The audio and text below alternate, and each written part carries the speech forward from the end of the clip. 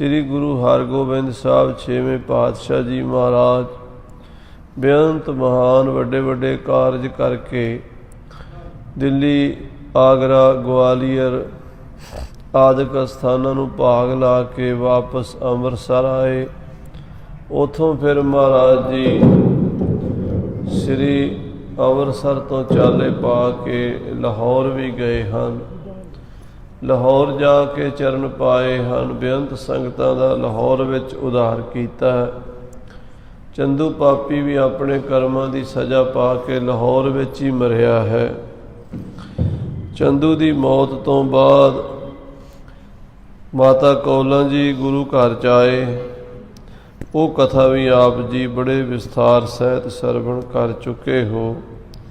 ਹੁਣ ਗੁਰੂ ਹਰਗੋਬਿੰਦ ਸਾਹਿਬ ਜੀ ਮਹਾਰਾਜ ਦੇ ਹੋਰ ਅਨੇਕਾਂ ਹੀ ਪ੍ਰਸੰਗ ਬੜੇ ਪਿਆਰ ਨਾਲ ਪ੍ਰੇਮਾ ਭਗਤੀ ਦੇ ਰਸ ਵਿੱਚ ਕਵੀ ਸੰਤੋਖ ਸਿੰਘ ਸਾਹਿਬ ਜੀ ਲਿਖ ਰਹੇ ਨੇ।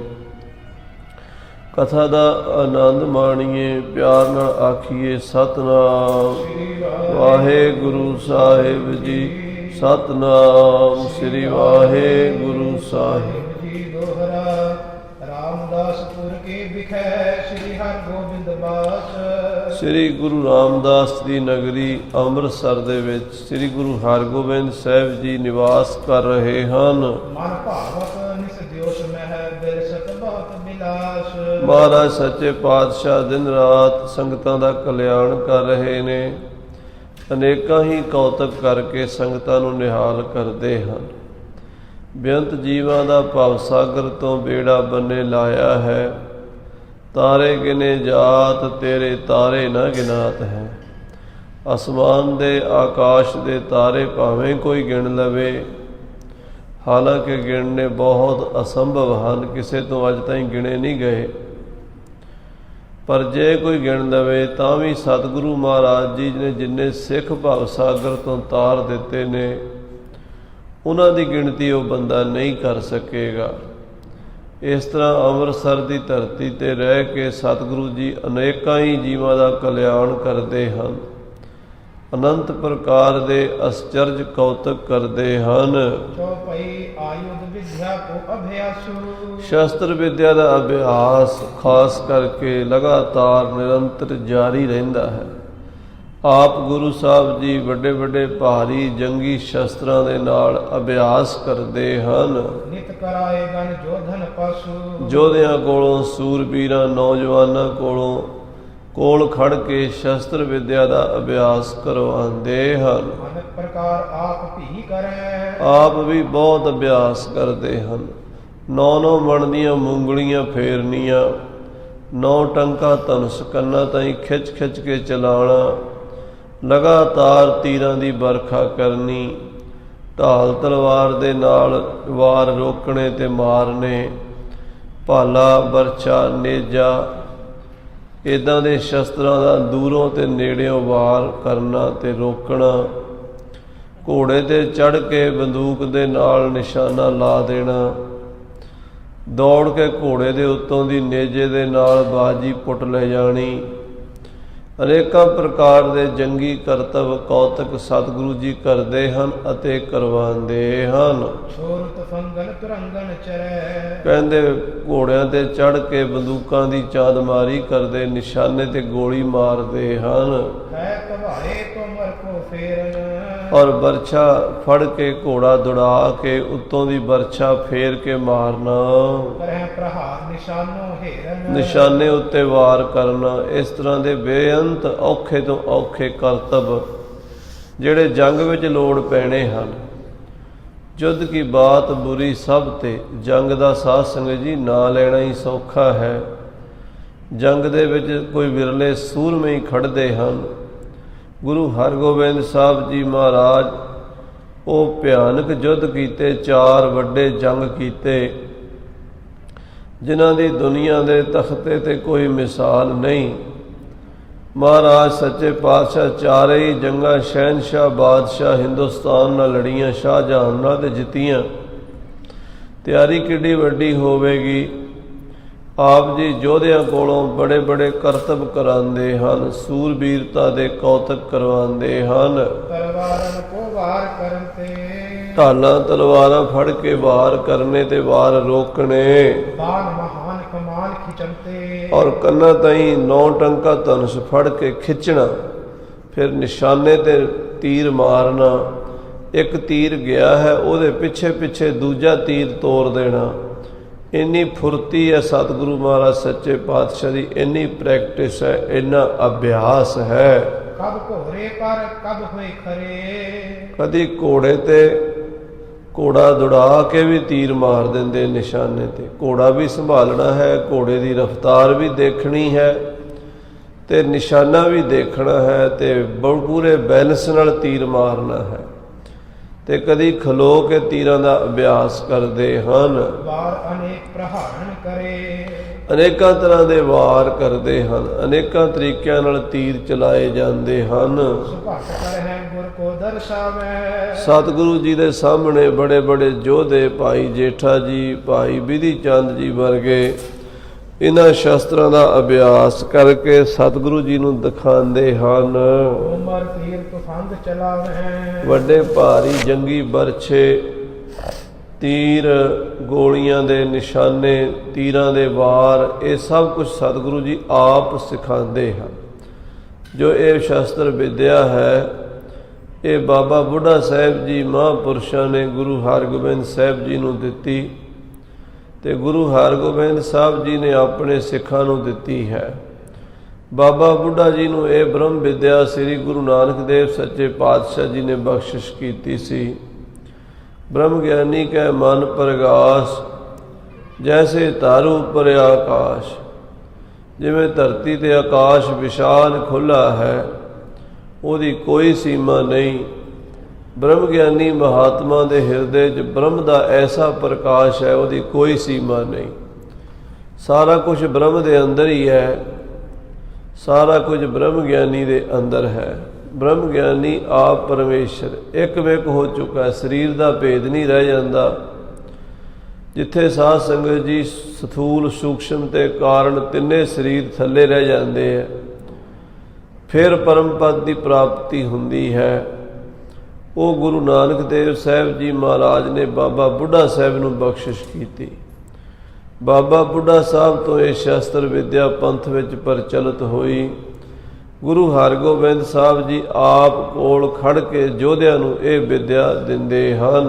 सिपर खड़ग को दावन पेले ढाल तलवार दे वार जथेदार सिंह साहब बाबा संता सिंह जी 96 ਕਰੋੜੀ, ਉਹਨਾਂ ਦੇ ਕੋਲ ਦਾਸ ਜਦੋਂ ਸ਼ਸਤਰ ਵਿਦਿਆ ਦੇ ਗੁਰ ਸਿੱਖਦੇ ਹੁੰਦੇ ਸੀ ਤਾਂ ਉਹ ਕਹਿੰਦੇ ਸੀ ਵੀ 25 ਵਾਰ ਤਲਵਾਰ ਦੇ ਤੇ 52 ਵਾਰ ਸੋਟੀ ਦੇ ਹਨ, ਪਰ ਇੰਨੇ ਵਾਰ ਕੱਢਣੇ, ਇੰਨੇ ਵਾਰ ਟਿਕਾਣੇ ਤੇ ਮਾਰਨੇ ਬੜੇ ਔਖੇ ਹਨ, ਹਰ ਇੱਕ ਨਹੀਂ ਕਰ ਸਕਦਾ। ਸ਼ਸਤਰ ਵਿਦਿਆ ਦੇ ਬੇਅੰਤੀ ਵਾਰ ਹਨ, ਢਾਲ ਤਲਵਾਰ ਦੇ ਬਹੁਤ ਵਾਰ ਹਨ, ਜਿਹੜੇ ਸਤਿਗੁਰੂ ਜੀ ਆਪ ਯੋਧਿਆਂ ਨੂੰ ਸਿਖਾਇਆ ਕਰਦੇ ਸਨ। ਪਰ ਹੈ ਇੱਕ ਕੋ ਦੁਤੀ ਧਕੇਲੇ, ਕਹਿੰਦੇ ਇੱਕ ਵਾਰ ਕਰਦਾ, ਇੱਕ ਨੂੰ ਪਿੱਛੇ ਹਟਾ ਦਿੰਦਾ, ਉਹਦੇ ਪੈਰ ਉਖੇੜ ਦਿੰਦਾ, ਉਹਦਾ ਪੈਂਤੜਾ ਭੰਗ ਕਰ ਦਿੰਦਾ ਹੈ।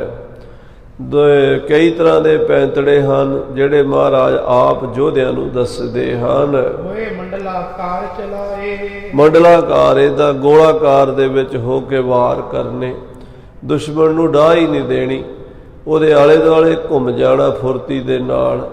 ਇਸ ਤਰ੍ਹਾਂ ਵਾਰ ਤਲਵਾਰ ਦੇ ਕਰਦੇ ਹਨ। ਸ਼ੀਘਰਤਾ ਇੱਕ ਉਤਤਾਏ, ਬੜੀ ਫੁਰਤੀ, ਬਿਜਲੀ ਵਰਗੀ ਫੁਰਤੀ ਯੋਧਿਆਂ ਦੇ ਪੈਰਾਂ ਵਿੱਚ ਹੁੰਦੀ ਹੈ। ਧਰਤੀ ਤੇ ਪੈਰ ਨਹੀਂ ਲੱਗਣ ਦਿੰਦੇ, ਇੱਧਰ ਉੱਧਰ ਸੱਜੇ ਖੱਬੇ ਅੱਗੇ ਪਿੱਛੇ ਹੋ ਕੇ ਵਾਰ ਕਰਦੇ ਹਨ। ਮਨੋ ਪਰਤ ਹੈ ਮੱਲ ਅਖਾੜਾ, ਹਾਂ, ਕਹਿੰਦੇ ਮਾਨੋ ਮੱਲਾਂ ਦਾ ਅਖਾੜਾ ਸਜਿਆ ਹੋਵੇ। ਬੜੇ ਬੜੇ ਯੋਧੇ ਪਹਿਲਵਾਨ ਜਿਵੇਂ ਕੁਸ਼ਤੀ ਕਰਦੇ, ਇੱਕ ਦੂਜੇ ਨੂੰ ਪਿਛਾਂ ਧੱਕਦੇ ਹਨ ਆਪਣੇ ਜ਼ੋਰ ਦੇ ਨਾਲ। ਭਾਵ ਦਾਵ ਕਰ ਅਨੇਕ ਪ੍ਰਕਾਰਾ, ਇਸ ਤਰ੍ਹਾਂ ਸੂਰਬੀਰ ਯੋਧੇ ਵੀ ਢਾਲਾਂ ਤਲਵਾਰਾਂ ਲੈ ਕੇ ਭਿੜ ਪੈਂਦੇ ਹਨ।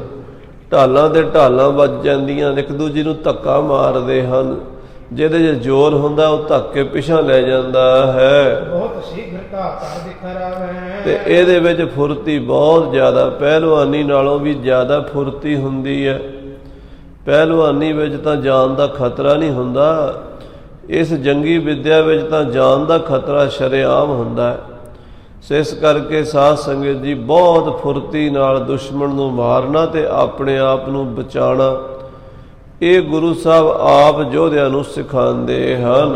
ਕਿਦੋਂ ਲੱਖ ਕੋ ਮਾਰ ਗਿਰਾਵੇਂ, ਆਪਣੇ ਨਿਸ਼ਾਨੇ ਤੇ ਗੋਲੀ ਮਾਰਨੀ, ਤੀਰ ਮਾਰਨਾ, ਉਹਨੂੰ ਮਾਰ ਕੇ ਸਿੱਟ ਦੇਣਾ, ਇਹ ਚੀਜ਼ਾਂ ਸਿਖਾਈਆਂ ਜਾਂਦੀਆਂ ਹਨ।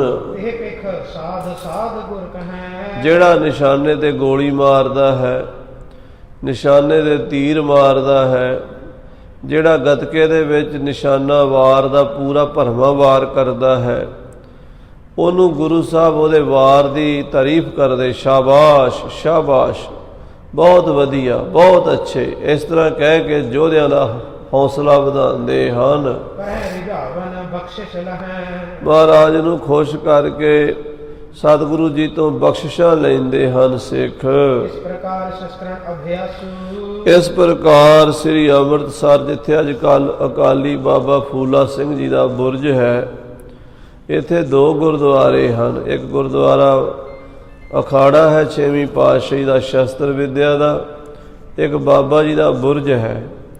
ਇੱਥੇ ਸਾਧ ਸੰਗਤ ਜੀ ਬਹੁਤ ਵੱਡੇ ਵੱਡੇ ਯੋਧੇ ਸ਼ਸਤਰ ਵਿਦਿਆ ਦਾ ਅਭਿਆਸ ਗੁਰੂ ਸਾਹਿਬ ਤੋਂ ਸਿੱਖਦੇ ਹਨ। ਉਹੇ ਨਿਕਾ ਪ੍ਰਤ ਅਧਿਕ ਪ੍ਰਕਾਸ਼ੂ, ਔਰ ਰੋਜ਼ ਦਿਨੋਂ ਦਿਨ ਇਹ ਵਿਦਿਆ ਵੱਧਦੀ ਜਾਂਦੀ ਹੈ, ਅਭਿਆਸ ਵੱਧਦਾ ਜਾਂਦਾ ਹੈ। ਦੇਸ਼ ਵਿਦੇਸ਼ਨ ਮਹਿ ਜਸ ਫੈਲਾ, ਦੇਸ਼ਾਂ ਵਿਦੇਸ਼ਾਂ ਵਿੱਚ ਗੁਰੂ ਹਰਗੋਬਿੰਦ ਸਾਹਿਬ ਦਾ ਜਸ ਫੈਲ ਗਿਆ ਹੈ। ਸਾਰੇ ਪਾਸੇ ਮਹਾਰਾਜ ਦੀ ਸੋਭਾ ਹੈ ਕਿ ਗੁਰੂ ਅਰਜਨ ਦੇਵ ਜੀ ਦੇ ਪੁੱਤਰ, ਗੁਰੂ ਰਾਮਦਾਸ ਜੀ ਦੇ ਪੋਤਰੇ, ਸ੍ਰੀ ਗੁਰੂ ਨਾਨਕ ਦੇਵ ਜੀ ਦੀ ਗੱਦੀ ਦੇ 6ਵੇਂ ਵਾਰਸ, ਦਲ ਭੰਜਨ ਗੁਰ ਸੂਰਮਾ, ਬੜ ਯੋਧਾ, ਬਹੁ ਪਰਉਪਕਾਰੀ ਪਾਤਸ਼ਾਹ, ਸ਼ਸਤਰ ਵਿਦਿਆ ਦਾ ਬਹੁਤ ਅਭਿਆਸ ਕਰਦੇ ਹਨ। ਬਖਸ਼ਤ ਬਹੁ ਧਨ ਸ੍ਰੀ ਗੁਰੂ ਛੈਲਾ, ਛੈਲ ਛਬੀਲੇ ਸਤਿਗੁਰੂ ਛੈਲ ਛਬੀਲੇ ਨੌਜਵਾਨਾਂ ਨੂੰ, ਗੱਭਰੂਆਂ ਨੂੰ ਬਹੁਤ ਮਾਇਆ ਦੇ ਗੱਫੇ ਬਖਸ਼ਦੇ ਹਨ। ਸੁਨ ਸੁਨ ਸੁਭਾਟ ਆਨ ਗਨ ਰਹੈ, ਮਹਾਰਾਜ ਸੱਚੇ ਪਾਤਸ਼ਾਹ ਦੀ ਸੋਭਾ ਸੁਣ ਸੁਣ ਕੇ ਬੜੇ ਬੜੇ ਨਾਮੀ ਯੋਧੇ ਸੂਰਮੇ ਗੁਰੂ ਸਾਹਿਬ ਦੀ ਫੌਜ ਵਿੱਚ ਆ ਕੇ ਭਰਤੀ ਹੁੰਦੇ ਹਨ। ਜੇ ਬਹੁ ਸ਼ਸਤਰਨ ਵਿਦਿਆ ਲਹੈ, ਜਿਹੜੇ ਸ਼ਸਤਰ ਵਿਦਿਆ 'ਚ ਬਹੁਤ ਮਾਹਰ ਹਨ, ਉਹ ਸੂਰਮੇ ਆਉਂਦੇ ਹਨ। ਸੰਗਤ ਸਿੱਖ ਦੇਸ਼ ਪਰਦੇਸੀ, ਗੁਰੂ ਕੇ ਚਰਨਾਂ 'ਚ ਦੇਸਾਂ ਤੋਂ ਪਰਦੇਸਾਂ ਤੋਂ ਸੰਗਤਾਂ ਆਉਂਦੀਆਂ ਹਨ। ਪਾਈ ਨਿਕਾ ਪ੍ਰਤ ਭੀਰ ਵਿਸ਼ੇਸ਼ੀ, ਬੜੀ ਭੀੜ ਸੰਗਤਾਂ ਦੀ ਰਹਿੰਦੀ, ਅੰਤ ਹੀ ਕੋਈ ਨਹੀਂ। ਬੇਅੰਤ ਬੇਅੰਤ ਸੰਗਤਾਂ ਸ੍ਰੀ ਅੰਮ੍ਰਿਤਸਰ ਆਉਂਦੀਆਂ, ਜੋੜ ਮੇਲੇ ਹੀ ਲੱਗੇ ਰਹਿੰਦੇ ਆ, ਨਿਤ ਨਵੇਂ ਦਰਬਾਰ ਗੁਰੂ ਦੇ ਵਿੱਚ ਖੁਸ਼ੀਆਂ ਰਹਿੰਦੀਆਂ ਹਨ। ਅਨਕ ਕਾਮਨਾ ਪੂਰਨ ਕਰਨੀ, ਗੁਰੂ ਸਾਹਿਬ ਜੀ ਸਭ ਦੀਆਂ ਕਾਮਨਾ ਪੂਰੀਆਂ ਕਰਦੇ, ਜੈਸੀ ਜੈਸੀ ਕਿਸੇ ਦੀ ਅਵਸਥਾ ਹੈ। ਕੋਈ ਤਾਂ ਸਾਧ ਸੰਗਤ ਜੀ ਮੇਰੇ ਵਰਗਾ ਦੁਨਿਆਵੀ ਚੀਜ਼ਾਂ ਹੀ ਮੰਗਣ ਗੁਰੂ ਘਰ ਆਉਂਦਾ ਹੈ, ਉਹਨੂੰ ਮਹਾਰਾਜ ਦੁਨਿਆਵੀ ਦਾਤਾਂ ਵੀ ਦਿੰਦੇ ਹਨ। ਆਪਣੇ ਲੋਭ ਕੋ ਕੀਨੋ ਮੀਤ, ਸਗਲ ਮਨੋਰਥ ਮੁਕਤ ਪਦ ਦੀਤ। ਜੀਵ ਤਾਂ ਆਪਣੇ ਲਾਲਚ ਨੂੰ ਆਉਂਦਾ ਗੁਰੂ ਘਰ ਦੇ ਵਿੱਚ, ਗੁਰੂ ਸਾਹਿਬ ਸਾਰੇ ਮਨੋਰਥ ਵੀ ਪੂਰੇ ਕਰ ਦਿੰਦੇ ਆ, ਲਾਲਚ ਵੀ ਸਿੱਖ ਦਾ ਪੂਰਾ ਕਰ ਦਿੰਦੇ ਆ ਤੇ ਮੁਕਤੀ ਵੀ ਦੇ ਦਿੰਦੇ ਆ। ਐਸੇ ਦੀਨ ਦਿਆਲ ਗੁਰੂ ਹਰਗੋਬਿੰਦ ਸਾਹਿਬ ਇੱਛਾ ਪੂਰਕ ਸਰਬ ਸੁਖ ਦਾਤਾ ਹਰ, ਜਾ ਕੇ ਵਸ ਹੈ ਕਾਮ ਤੇਨਾ, ਸਭ ਦੀਆਂ ਇੱਛਾ ਪੂਰੀਆਂ ਕਰਦੇ ਹਨ। ਜਨ ਪਰ ਭੀਰ ਪਰ ਹੈ ਸੋ ਹਰਨੀ, ਸੇਵਕਾਂ ਦੇ ਕੋਈ ਭੀੜਾ ਕੋਈ ਮੁਸੀਬਤ ਪੈ ਜਾਵੇ, ਆਪਣੀ ਆਤਮਿਕ ਸ਼ਕਤੀ ਨਾਲ, ਆਪਣੀ ਰੂਹਾਨੀ ਪਾਵਰ ਨਾਲ ਆਪਣੇ ਸਿੱਖ ਦੀ ਪੀੜਾ ਦੂਰ ਕਰ ਦਿੰਦੇ ਹਨ। ਬਿਘਨ ਨ ਕੋ ਲਾਗਤਾ ਗੁਰ ਪੈ ਅਰਦਾਸ, ਰਖਵਾਲਾ ਗੋਬਿੰਦ ਰਾਏ ਭਗਤਨ ਕੀ ਰਾਸ। ਆਪਣੇ ਸੇਵਕ ਕੀ ਆਪੇ ਰਾਖੈ, ਆਪੇ ਨਾਮ ਜਪਾਵੈ, ਜਹ ਜਹ ਕਾਜ ਕਿਰਤ ਸੇਵਕ ਕੀ ਤਹਾਂ ਤਹਾਂ ਉਠ ਧਾਵੈ। ਸੇਵਕ ਨਿਕਟੀ ਹੋਏ ਦਿਖਾਵੈ, ਆਪਣੇ ਸੇਵਕ ਦੇ ਨਾਲ ਖੜ ਜਾਂਦੇ, ਹਰ ਦੁੱਖ ਸੁੱਖ ਦੇ ਵਿੱਚ ਸਤਿਗੁਰੂ ਸੱਚੇ ਪਾਤਸ਼ਾਹ ਸਿੱਖਾਂ ਦੀ ਲੋਕ ਪਰਲੋਕ ਵਿੱਚ ਸਹਾਇਤਾ ਕਰਦੇ ਹਨ। ਬੈਠ ਦੀਵਾਨ ਦਰਸ ਕੋ ਦੇਨਾ, ਸ੍ਰੀ ਅਕਾਲ ਤਖਤ ਸਾਹਿਬ ਤੇ ਰੋਜ਼ ਦੀਵਾਨ ਸਜਦਾ ਹੈ। ਦੀਵਾਨ ਵਿੱਚ ਵੀ ਬਹਿ ਕੇ ਸੰਗਤਾਂ ਨੂੰ ਦਰਸ਼ਨ ਦਿੰਦੇ ਹਨ। ਲੈਨ ਸਕਲ ਸੁਧ ਹੈ ਗਨ ਸੈਨਾ। ਜਿੱਥੇ ਦੀਵਾਨ ਵਿੱਚ 2-2.5 ਘੰਟੇ ਸਵੇਰੇ, ਘੰਟਾ ਡੇਢ ਸ਼ਾਮ ਨੂੰ ਜ਼ਰੂਰ ਹਾਜ਼ਰੀ ਭਰਦੇ ਨੇ, ਉੱਥੇ ਸਾਰੀ ਫੌਜ ਦੀ, ਘੋੜਿਆਂ ਦੀ, ਨੌਜਵਾਨਾਂ ਦੀ, ਸਭ ਦੀ ਖਬਰਸਾਰ ਲੈਣ ਦਲ ਵਿੱਚ ਵੀ 2 ਟਾਈਮ ਜਾਂਦੇ ਨੇ। ਜਿੰਨਾ ਵੀ ਖਾਲਸੇ ਦਾ ਦਲ ਹੈ, ਸਭ ਦੇ ਘੋੜਿਆਂ ਦੀ, ਉਹਨਾਂ ਦੀ ਸਿਹਤ ਦੀ, ਕਿਉਂਕਿ ਘੋੜੇ ਦਾ ਸਾਧ ਸੰਗਤ ਜੀ ਧਿਆਨ ਬੰਦੇ ਤਰ੍ਹਾਂ ਹੀ ਰੱਖਣਾ ਪੈਂਦਾ ਹੈ। ਅਜੇ ਬੰਦੇ ਦੀ ਇੰਨੀ ਸੇਵਾ ਨਹੀਂ ਜਿੰਨੀ ਘੋੜੇ ਦੀ ਸੇਵਾ ਹੁੰਦੀ ਹੈ। ਇਸੇ ਕਰਕੇ 100 ਸਾਖੀ ਦੇ ਬਚਨ ਨੇ ਨਾ ਵੀ ਘੋੜੇ ਦੀ ਸੇਵਾ ਕਰ। ਗੁਰੂ 10ਵੇਂ ਪਾਤਸ਼ਾਹ ਹੁਕਮ ਦਿੱਤਾ ਹੈ ਸਿੰਘਾਂ ਨੂੰ ਵੀ ਘੋੜੇ ਦੀ ਸੇਵਾ ਕਰੋ। ਸੋ ਘੋੜੇ ਦੀ ਸੇਵਾ ਸਿੰਘ ਕਰ ਰਹੇ ਕਿ ਨਹੀਂ ਕਰ ਰਹੇ, ਆਪਣੇ ਘੋੜੇ ਨੂੰ ਪੱਠੇ ਪਾਉਂਦੇ ਆ ਕਿ ਨਹੀਂ, ਖਰਖਣਾ ਕਰਦੇ ਆ ਕਿ ਨਹੀਂ, ਘੋੜਾ ਬਿਮਾਰ ਤਾਂ ਨਹੀਂ, ਉਹ ਮਹਾਰਾਜ ਸਾਰੇ ਘੋੜਿਆਂ ਦੇ ਕੋਲ ਰੋਜ਼ ਜਾਂਦੇ ਹਨ ਤੇ ਰੋਜ਼ ਘੋੜਿਆਂ ਦੀ ਤੇ ਜਵਾਨਾਂ ਦੀ ਸਿਹਤ ਦਾ ਖਿਆਲ ਰੱਖਦੇ ਹਨ। ਜੈ ਕਹੇ ਮਹਿ ਮਹਿ ਦਾਸਨ ਕਾਜੂ। ਔਰ ਸੰਸਾਰ ਦੇ ਵਿੱਚ ਜਿੱਥੇ ਵੀ ਸੇਵਕਾਂ ਦੇ ਕੰਮ ਹਨ, ਦਾਸਾਂ ਦੇ, ਉਹਨਾਂ ਦਾ ਵੀ ਖਿਆਲ ਰੱਖਦੇ ਹਨ। ਬੜੀ ਜ਼ਿੰਮੇਵਾਰੀ ਹੈ ਗੁਰੂ ਸਾਹਿਬ ਜੀ ਦੀ। ਅਸੀਂ ਤਾਂ 1-2 ਸੇਵਾਵਾਂ ਕਰੀਏ ਤੇ ਥੱਕ ਜਾਂਦੇ ਹਾਂ, ਤੇ ਗੁਰੂ ਸਾਹਿਬ ਸਾਰਾ ਦਿਨ ਹੀ ਕਮਰ ਕਸਾ ਲੱਗਾ ਹੀ ਰਹਿੰਦਾ। ਦੀਵਾਨ ਵਿੱਚ ਬੈਠੇ ਨੇ, ਕੀਰਤਨ ਸੁਣ ਰਹੇ ਨੇ, ਢਾਡੀਆਂ ਤੋਂ ਵਾਰਾਂ ਸੁਣ ਰਹੇ ਨੇ, ਸੰਗਤਾਂ ਦੇ ਦੁੱਖ ਸੁੱਖ ਸੁਣ ਰਹੇ ਨੇ, ਸੰਗਤਾਂ ਦੀਆਂ ਮਨੋਕਾਮਨਾ ਪੂਰੀਆਂ ਕਰ ਰਹੇ ਨੇ। ਉਹੀ ਸਤਿਗੁਰੂ ਘੋੜੇ ਤੇ ਚੜ੍ਹ ਕੇ ਯੋਧਿਆਂ ਦੀ ਫੌਜ ਲੈ ਕੇ ਸ਼ਿਕਾਰ ਖੇਡਣ ਜਾ ਰਹੇ ਨੇ। ਸ਼ਿਕਾਰ ਖੇਡ ਕੇ ਆ ਕੇ ਘੋੜਿਆਂ ਦੇ ਤਬੇਲੇ 'ਚ ਵੀ ਦੇਖਣਾ ਵੀ ਕੋਈ ਘੋੜਾ ਬਿਮਾਰ ਤਾਂ ਨਹੀਂ, ਕੋਈ ਥੱਕਿਆ ਤਾਂ ਨਹੀਂ। ਇਸ ਤੋਂ ਇਲਾਵਾ ਸਿੱਖਾਂ ਸੇਵਕਾਂ ਦੇਸਾਂ ਪ੍ਰਦੇਸਾਂ 'ਚ ਬੈਠਿਆਂ ਦੀ ਅਰਦਾਸਾਂ ਵੀ ਸੁਣਦੇ ਹਨ। ਸਿਮਰਹਿ ਗੁਰੂ ਗਰੀਬ ਨਿਵਾਜੂ। ਥਾਂ ਥਾਂ ਤੇ ਗੁਰੂ ਗਰੀਬ ਨਿਵਾਜ ਗੁਰੂ ਹਰਗੋਬਿੰਦ ਸਾਹਿਬ ਜੀ ਨੂੰ ਸੰਗਤਾਂ ਯਾਦ ਕਰਦੀਆਂ ਨੇ। ਧੰਨ ਗੁਰੂ ਹਰਗੋਬਿੰਦ ਸਾਹਿਬ, ਧੰਨ ਗੁਰੂ ਹਰਗੋਬਿੰਦ ਸਾਹਿਬ ਮਹਾਰਾਜ ਸੱਚੇ ਪਾਤਸ਼ਾਹ, ਮੀਰੀਆਂ ਪੀਰੀਆਂ ਦੇ ਮਾਲਕ। ਜਿੱਥੇ ਕੋਈ ਸਿੱਖ ਯਾਦ ਕਰਦਾ ਉੱਥੇ ਹੀ ਜਾ ਸਹਾਇਤਾ ਕਰਦੇ ਨੇ। ਸਭ ਥਲ ਜਾਏ ਸਹਾਇਕ ਹੋਣਾ। ਸਭ ਥਾਵਾਂ ਤੇ ਸਹਾਇਤਾ ਕਰਨੀ, ਜਿੱਥੇ ਹਰ ਆਰਾਧੀ ਹੈ ਤਿੱਥੇ ਹਰ ਮਿਤ ਸਹਾਈ। ਸਭ ਥਾਵਾਂ ਦੇਸਾਂ ਪ੍ਰਦੇਸਾਂ ਵਿੱਚ ਜਾ ਕੇ, ਬੜੀ ਦੂਰ ਦੂਰ ਜਾ ਕੇ, ਖਾਰੇ ਸਮੁੰਦਰਾਂ ਤੋਂ ਪਾਰ ਜਾ ਕੇ ਸਿੱਖਾਂ ਦੀ ਸਹਾਇਤਾ ਕਰਦੇ ਹਨ। ਨਿਜ ਜਨ ਕੋ ਦਿਖਾਏ ਕਬ ਭਉ ਨਾ। ਆਪਣੇ ਸੇਵਕਾਂ ਨੂੰ ਭੈ ਨਹੀਂ ਆਉਣ ਦਿੰਦੇ, ਡਰ ਨਹੀਂ ਆਉਣ ਦਿੰਦੇ, ਵਿਘਨ ਨਹੀਂ ਲੱਗਣ ਦਿੰਦੇ। ਵਿਘਨ ਵਿਨਾਸ਼ਨ ਸਭ ਦੁਖ ਨਾਸਨ, ਸਤਿਗੁਰ ਨਾਮ ਦ੍ਰਿੜਾਇਆ। ਖੋਏ ਪਾਪ ਭਏ ਸਭ ਪਾਵਨ, ਜਨ ਨਾਨਕ ਸੁਖ ਘਰ ਆਇਆ। ਐਸੇ ਮਹਾਰਾਜ ਜੀ ਹਨ। ਕਬ ਜਾਵੇ। ਕਦੀ ਕਦੀ ਸਤਿਗੁਰੂ ਸ਼ਿਕਾਰ ਖੇਡਣ ਦੁਪਹਿਰ ਨੂੰ ਜਾਂਦੇ ਹਨ। ਕਾਨਨ ਮਹਿ ਜੀਵਨ ਕੋ ਭਾਵੈ। ਜੰਗਲ ਵਿੱਚ ਜਾ ਕੇ ਜੰਗਲੀ ਜਾਨਵਰਾਂ ਦਾ, ਹਿਰਨਾਂ ਦਾ, ਸੂਰਾਂ ਦਾ, 12 ਸਿੰਗਿਆਂ ਦਾ, ਹੋਰ ਕਈ ਕਿਸਮ ਦੇ ਜੰਗਲੀ ਜਾਨਵਰਾਂ ਦਾ ਸ਼ਿਕਾਰ ਕਰਦੇ ਹਨ। ਔਰ ਉੱਥੇ ਗੋਲੀਆਂ ਚੱਲਦੀਆਂ ਨੇ, ਬੰਦੂਕਾਂ ਦੀ ਛਲਕ ਹੁੰਦੀ ਹੈ। ਕਾੜ ਕਾੜ ਕਾੜ ਕਾੜ ਕਾੜ ਲਗਾਤਾਰ ਗੋਲੀਆਂ ਦੀ ਛਲਕ ਕਰਾਉਂਦੇ ਨੇ। ਇਤਨੀ ਗੋਲੀ ਚੱਲਦੀ ਹੈ ਵੀ ਜੰਗਲ ਗੂੰਜ ਜਾਂਦੇ ਹਨ। ਮੰਗਲ ਨਾਨਾ ਸਮੇਂ ਸੋਧ ਹੋਏ। ਦੋਵੇਂ ਟਾਈਮ ਸਾਧ ਸੰਗਤ ਜੀ ਸਵੇਰੇ ਸ਼ਾਮ ਗੁਰੂ ਘਰ ਦੇ ਵਿੱਚ ਖੁਸ਼ੀਆਂ ਹੀ ਖੁਸ਼ੀਆਂ, ਮੰਗਲਮਈ ਮਾਹੌਲ ਰਹਿੰਦਾ ਹੈ। ਫਿਰ ਗੁਰੂ ਸਾਹਿਬ ਅੰਮ੍ਰਿਤ ਵੇਲੇ ਜਾ ਕੇ ਸਰੋਵਰ 'ਚ ਇਸ਼ਨਾਨ ਵੀ ਕਰਦੇ ਹਨ। ਰਾਮਦਾਸ ਸਰੋਵਰ ਨਹਾਤੇ, ਸਭ ਉਤਰੇ ਪਾਪ ਕਮਾਤੇ। ਸ੍ਰੀ ਗੁਰੂ ਰਾਮਦਾਸ ਸਾਹਿਬ ਦੇ ਸਰੋਵਰ ਚੁੱਭਾ ਲਾ ਕੇ ਸੰਗਤਾਂ ਦੇ ਅੱਜ ਵੀ ਦੁੱਖ ਦੂਰ ਹੁੰਦੇ ਨੇ। ਗੁਰੂ ਸਾਹਿਬ ਆਪ ਸਰੋਵਰ ਵਿੱਚ ਰੋਜ਼ ਇਸ਼ਨਾਨ ਕਰਦੇ ਹਨ। ਸ੍ਰੀ ਹਰਿਮੰਦਰ ਦਰਸ਼ਨ ਪਾਏ। ਮੱਥਾ ਟੇਕਣ ਲਈ ਹਰਿਮੰਦਰ ਸਾਹਿਬ ਜਾਂਦੇ ਨੇ ਤੇ ਸ੍ਰੀ ਗੁਰੂ ਰਾਮਦਾਸ ਸਾਹਿਬ ਦੇ ਦਰਬਾਰ ਦੇ ਦਰਸ਼ਨ ਕਰਦੇ ਨੇ। ਬੰਦਤ ਕਰਿਆ ਪ੍ਰਕਰਮਾ ਚਾਰ। ਹਰਿਮੰਦਰ ਸਾਹਿਬ ਗੁਰੂ ਗ੍ਰੰਥ ਸਾਹਿਬ ਜੀ ਅੱਗੇ ਮੱਥਾ ਟੇਕ ਕੇ 4 ਪ੍ਰਕਰਮਾਂ ਦਰਬਾਰ ਸਾਹਿਬ ਦੀਆਂ ਕਰਦੇ ਨੇ। ਅਲਪ ਸਮੇਂ ਠਹਿਰੇ ਦਰਬਾਰ। ਦਰਬਾਰ ਸਾਹਿਬ ਥੋੜਾ ਸਮਾਂ ਰਹਿੰਦੇ ਨੇ, ਬਹੁਤਾ ਸਮਾਂ ਨਹੀਂ ਬੈਠਦੇ। ਕਿਉਂਕਿ ਬਹੁਤਾ ਸਮਾਂ ਹਰਿਮੰਦਰ ਸਾਹਿਬ ਵਿੱਚ ਬਹਿਣ ਨਾਲ ਬੇਅਦਬੀ ਹੋਣ ਦਾ ਡਰ ਰਹਿੰਦਾ ਹੈ।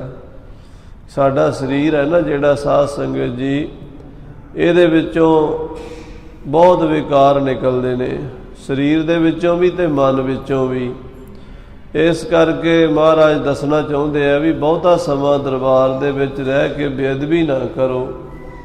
ਮਹਾਰਾਜ ਥੋੜਾ ਸਮਾਂ ਬੈਠ ਕੇ ਹਰਿਮੰਦਰ ਸਾਹਿਬ ਕੀਰਤਨ ਸੁਣ ਕੇ ਬਾਹਰ ਆ ਜਾਂਦੇ ਹਨ। ਅਦਬ ਨਾ ਰਹਾ ਹੈ ਤੇਰੇ ਚਿਰ ਕਾਲੂ। ਬਹੁਤਾ ਚਿਰ ਬਹਿਣ ਨਾਲ ਹਰਿਮੰਦਰ ਸਾਹਿਬ ਵਿੱਚ ਕਈ ਸੱਜਣ ਸਾਰਾ ਦਿਨ ਬੈਠੇ ਰਹਿੰਦੇ ਆ। ਕੀਰਤਨ ਦੇ ਪ੍ਰੇਮੀਆਂ ਨੂੰ ਤਾਂ ਚਲੋ ਮਹਾਰਾਜ ਦੀ ਬਖਸ਼ਿਸ਼ ਹੈ, ਆਨੰਦ ਵਿੱਚ ਰਹਿੰਦੇ ਹਨ, ਪਰ ਫਿਰ ਵੀ ਇਹ ਸਰੀਰ ਹੈ, ਇਹਦੇ ਵਿੱਚੋਂ ਹਵਾ ਵੀ ਨਿਕਲਦੀ ਹੈ। ਸਾਰੇ ਹੀ ਗਿਆਨ ਇੰਦਰੀਆਂ ਚੋਂ, ਅੱਖਾਂ ਚੋਂ, ਕੰਨਾਂ ਚੋਂ ਮੈਲ ਝੜਦੀ ਰਹਿੰਦੀ ਹੈ। ਇਸ ਕਰਕੇ ਬਹੁਤਾ ਸਮਾਂ ਬਹਿਣ ਨਾਲ ਗੁਰੂ ਮਹਾਰਾਜ ਦਾ ਸਤਿਕਾਰ ਨਹੀਂ ਰਹਿੰਦਾ, ਅਦਬ ਨਹੀਂ ਰਹਿੰਦਾ। ਥੋੜਾ ਸਮਾਂ ਬੈਠੋ ਹਰਿਮੰਦਰ ਸਾਹਿਬ, 5 ਸ਼ਬਦ ਸੁਣ ਲਓ, 2 ਸੁਣ ਲਓ, ਫਿਰ ਬਾਹਰ ਆ ਜਾਓ, ਸਰੋਵਰ ਦੇ ਕੰਢੇ ਤੇ ਬਹਿ ਕੇ ਕੀਰਤਨ ਸੁਣੀ ਜਾਓ। ਇਹ ਜਾਣ ਕੇ ਗੁਰੂ ਸਾਹਿਬ ਮਰਜ਼ਾਦਾ ਦੱਸਦੇ ਸਿੱਖਾਂ ਨੂੰ। ਬਹੁਤਾ ਚਿਰ ਹਰਿਮੰਦਰ ਸਾਹਿਬ ਵਿੱਚ ਬੈਠਣ ਨਾਲ ਦਰਬਾਰ ਸਾਹਿਬ ਦਾ ਅਦਬ ਨਹੀਂ ਰਹਿੰਦਾ। ਇਹ ਮੁਲਕ ਕਰ ਉਠ ਆਏ ਕਿਰਪਾਲੂ। ਇਹ ਜਾਣ ਕੇ ਗੁਰੂ ਰਾਮਦਾਸ ਜੀ ਦੇ ਦਰਬਾਰ ਚੋਂ ਥੋੜਾ ਸਮਾਂ ਬੈਠ ਕੇ ਬਾਹਰ ਆ ਜਾਂਦੇ ਹਨ। ਤਖਤ ਅਕਾਲ ਵਿਸ਼ਾਲ ਸਥਾਨ। ਸ੍ਰੀ ਅਕਾਲ ਤਖਤ ਸਾਹਿਬ ਮਹਾਰਾਜ ਦਾ ਵੱਡਾ ਦੀਵਾਨ ਸਜਦਾ ਹੈ। ਬਹੁਤ ਖੁੱਲੀ ਸਾਹਮਣੇ ਜਗ੍ਹਾ ਅਕਾਲ ਤਖਤ ਦੇ, ਉੱਥੇ ਸੰਗਤਾਂ ਬੈਠ ਜਾਂਦੀਆਂ ਤੇ ਸਤਿਗੁਰੂ ਤਖਤ ਤੇ ਬੈਠ ਕੇ ਸੰਗਤਾਂ ਨੂੰ ਦਰਸ਼ਨ ਦਿੰਦੇ ਹਨ। ਔਰ ਸਾਧ ਸੰਗਤ ਜੀ, ਸਾਹਮਣੇ ਸ੍ਰੀ ਹਰਿਮੰਦਰ ਸਾਹਿਬ ਦੇ ਦਰਸ਼ਨ ਹੁੰਦੇ ਅਕਾਲ ਤਖਤ ਸਾਹਿਬ ਜੀ ਤੋਂ। ਅਕਾਲ ਤਖਤ ਸਾਹਿਬ ਦਾ ਮੂੰਹ ਚੜ੍ਹਦੇ ਸੂਰਜ ਵੱਲ ਹੈ। ਇਹ ਵੀਰ ਰਸ ਦਾ ਪ੍ਰਤੀਕ ਹੈ। ਸ੍ਰੀ ਹਰਿਮੰਦਰ ਸਾਹਿਬ ਦਾ ਮੁੱਖ ਜਿਹੜਾ ਹੈ, ਉਹ ਦਰਵਾਜ਼ਾ, ਉਹ ਪੱਛਮ ਵਾਲੇ ਪਾਸੇ ਨੂੰ। ਇਹ ਨਿਮਰਤਾ, ਹਲੀਮੀ, ਪਿਆਰ ਦਾ ਪ੍ਰਤੀਕ ਹੈ। ਚੜ੍ਹਦੀ ਕਲਾ ਦਾ ਅਕਾਲ ਤਖਤ ਪ੍ਰਤੀਕ ਹੈ। ਉਹ ਚੜ੍ਹਦੇ ਸੂਰਜ ਵੱਲ ਮੁੱਖ ਰੱਖਿਆ ਗਿਆ ਹੈ ਤੇ ਸ੍ਰੀ ਦਰਬਾਰ ਸਾਹਿਬ ਜੀ ਦਾ ਮੁੱਖ ਪੱਛਮ ਵਾਲੇ ਪਾਸੇ ਨੂੰ ਰੱਖਿਆ ਗਿਆ, ਕਿਉਂਕਿ ਸ਼ਾਂਤੀ, ਪ੍ਰੇਮ, ਭਗਤੀ ਵੰਡਣੀ ਸੀ। ਪੱਛਮ ਵਾਲੇ ਪਾਸੇ ਲੋਕਾਂ ਵਿੱਚ ਉਹ ਮੈਸੇਜ ਦੇਣਾ ਸੀ, ਅਵਲ ਅੱਲਾਹ ਨੂਰ ਉਪਾਇਆ, ਕੁਦਰਤ ਕੇ ਸਭ ਬੰਦੇ, ਏਕ ਨੂਰ ਤੇ ਸਭ ਜਗ ਉਪਜਿਆ, ਕੌਣ ਭਲੇ ਕੋ ਮੰਦੇ। ਇਹ ਗੁਰੂ ਸਾਹਿਬ ਜੀ ਨੇ ਸਾਰਾ ਹੀ ਸੱਚਖੰਡ ਦਾ ਨਕਸ਼ਾ ਤਿਆਰ ਕੀਤਾ। ਸ੍ਰੀ ਹਰਿਮੰਦਰ ਸਾਹਿਬ, ਸ੍ਰੀ ਅਕਾਲ ਤਖਤ ਸਾਹਿਬ, ਮਹਾਰਾਜ ਆਪ ਅਕਾਲ ਤਖਤ ਸਾਹਿਬ ਤੇ ਬੈਠ ਜਾਂਦੇ ਹਨ। ਬੈਠੇ ਗੁਰੂ ਲਗਾਏ ਦੀਵਾਨ। ਗੁਰੂ ਸਾਹਿਬ ਦੀਵਾਨ ਲਾ ਕੇ ਸ੍ਰੀ ਅਕਾਲ ਬੁੰਗੇ ਬੈਠ ਜਾਂਦੇ, ਸੱਜ ਜਾਂਦੇ ਹਨ। ਸੰਧਿਆ ਭਏ ਮਹਿਲ ਨਿਜ ਜਾਵੇਂ। ਸੰਧਿਆ ਦੇ ਸਮੇਂ, ਰਾਤ ਹਨੇਰਾ ਪਿਆ, ਆਪਣੇ ਮਹਿਲਾਂ ਵਿੱਚ ਚਲੇ ਜਾਂਦੇ ਹਨ। ਪਹਿ ਦਮੋਦਰੀ ਸੇਵ ਕਮਾਵੇ। ਮਾਤਾ ਦਮੋਦਰੀ ਜੀ ਪ੍ਰਸ਼ਾਦਾ ਛਕਾਉਂਦੇ ਹਨ, ਸੇਵਾ ਕਰਦੇ ਹਨ। ਤਨ ਦਾਸੀ ਕੋ ਵਰਜਨ ਕਰੇ। ਮਾਤਾ ਦਮੋਦਰੀ ਜੀ ਦਾਸੀਆਂ ਨੂੰ ਸੇਵਾ ਨਹੀਂ ਕਰਨ ਦਿੰਦੇ। ਉਹਨਾਂ ਨੂੰ ਵਰਜ ਦਿੱਤਾ ਵੀ ਮੈਂ ਆਪ ਸੇਵਾ ਕਰਨੀ ਹੈ, ਮੈਂ ਆਪ ਸਤਿਗੁਰੂ ਜੀ ਨੂੰ ਪ੍ਰਸ਼ਾਦਾ ਛਕਾਵਾਂਗੀ, ਨਾਲ ਦਾਸੀਆਂ ਸੇਵਾ ਕਰਦੀਆਂ। ਪਰ ਮਾਤਾ ਜੀ ਸਤਿਗੁਰਾਂ ਦੇ ਪ੍ਰਸ਼ਾਦੇ ਦੀ ਸੇਵਾ ਉਹ ਆਪ ਆਪਣੀ ਦੇਖ ਰੇਖ ਵਿੱਚ ਆਪਣੇ ਹੱਥੀਂ ਕਰਦੇ ਹਨ। ਨਿਜ ਕਰਤੇ ਸੇਵਨ ਰੁਚ ਧਰੈ। ਮਾਤਾ ਦਮੋਦਰੀ ਜੀ ਆਪਣੇ ਹੱਥੀਂ ਸੇਵਾ ਕਰਦੇ, ਬੜੀ ਰੁਚੀ ਨਾਲ, ਬੜੇ ਪ੍ਰੇਮ ਨਾਲ ਪ੍ਰਸ਼ਾਦਾ ਛਕਾਉਂਦੇ ਹਨ। ਨੀਰ ਪਖਾਰਹਿ ਪਦ ਅਰਬਿੰਦ। ਮਾਤਾ ਜੀ ਪਾਣੀ ਕੋਸਾ ਕਰਕੇ ਸਤਿਗੁਰੂ ਜੀ ਦੇ ਹੱਥ ਧੋਂਦੇ ਹਨ ਤੇ ਮਾਤਾ ਸੱਚੇ ਪਾਤਸ਼ਾਹ ਜੀ ਦੇ ਚਰਨ ਵੀ ਕੋਸੇ ਪਾਣੀ ਨਾਲ, ਜਲ ਨਾਲ ਧੋਂਦੇ ਹਨ। ਪਹੁੰਚੈ ਪਟ ਸੋ ਪ੍ਰੇਮ ਬਿਲੰਦ। ਤੇ ਬੜੇ ਪ੍ਰੇਮ ਨਾਲ ਮਾਤਾ ਜੀ ਆਪ ਹੀ ਸਤਿਗੁਰਾਂ ਦੇ ਚਰਨਾਂ ਨੂੰ ਤੌਲੀਏ ਦੇ ਨਾਲ ਪੂਜਦੇ ਹਨ।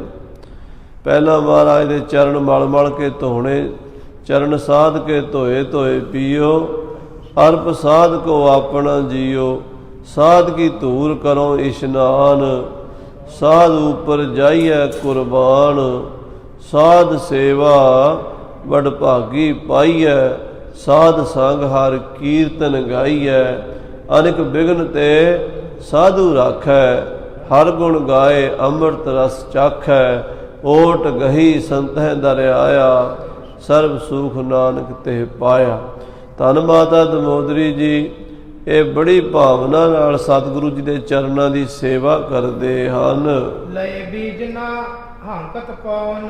ਮਾਤਾ ਦਮੋਦਰੀ ਜੀ ਹੱਥ ਵਿੱਚ ਪੱਖਾ ਲੈ ਕੇ ਹਵਾ ਚੱਲ ਰਹੇ ਹਨ, ਗਰਮੀ ਦਾ ਮੌਸਮ ਹੋਵੇ ਤਾਂ ਚਾਪੀ ਕਰਹਿ ਚਰਨ ਜੁਗ ਲਵਨ। ਤੇ ਸਤਿਗੁਰਾਂ ਦੇ ਚਰਨਾਂ ਦੀ ਮੁੱਠੀ ਚਾਪੀ ਮਾਤਾ ਦਮੋਦਰੀ ਜੀ ਕਰਦੇ। ਜਦੋਂ ਸਤਿਗੁਰੂ ਜੀ ਪ੍ਰਸ਼ਾਦਾ ਛਕ ਕੇ ਪਲੰਘੇ ਤੇ ਬਿਰਾਜ ਜਾਂਦੇ ਨੇ ਤੇ ਮਾਤਾ ਜੀ ਆਪ ਸਤਿਗੁਰੂ ਦੇ ਚਰਨ ਪਲੋਸਦੇ ਘੁੱਟਦੇ ਹਨ। ਤਿਆਗਕ ਸੇਵਾ ਕਰ ਸਾਰੀ। ਇਸ ਤਰ੍ਹਾਂ ਦੀ ਸਾਰੀ ਸੇਵਾ ਮਾਤਾ ਜੀ ਆਪ ਤਤਪਰ ਹੋ ਕੇ ਮਾਤਾ ਦਮੋਦਰੀ ਜੀ ਕਰਦੇ ਹਨ। ਇਹ ਮਾਤਾ ਦਮੋਦਰੀ ਕੌਣ ਹੈ? ਸਾਧ ਸੰਗਤ ਜੀ, ਬ੍ਰਹਮ ਗਿਆਨੀ ਭਾਈ ਪਾਰੋ ਜੀ ਦੀ ਵੰਸ਼ ਵਿੱਚੋਂ, ਉਹਨਾਂ ਦੇ ਵੰਸ਼ਜ ਭਾਈ ਨਰੈਣ ਦਾਸ ਜੀ, ਉਹ ਭਾਈ ਪਾਰੋ ਦੇ ਪੋਤੇ ਹੋਏ ਹਨ। ਉਹਨਾਂ ਦੇ ਅੱਗੋਂ ਉਹਨਾਂ ਦੀ ਬੇਟੀ ਸੀ ਮਾਤਾ ਦਮੋਦਰੀ ਜੀ, ਜਿਨ੍ਹਾਂ ਨੂੰ ਗੁਰੂ ਅਮਰਦਾਸ ਜੀ ਨੇ ਵਰ ਦਿੱਤਾ ਸੀ, ਭਾਈ ਪਾਰੋ ਤੇਰਾ ਗੁਰੂ ਘਰ ਨਾਲ ਰਿਸ਼ਤਾ ਜੁੜੇਗਾ।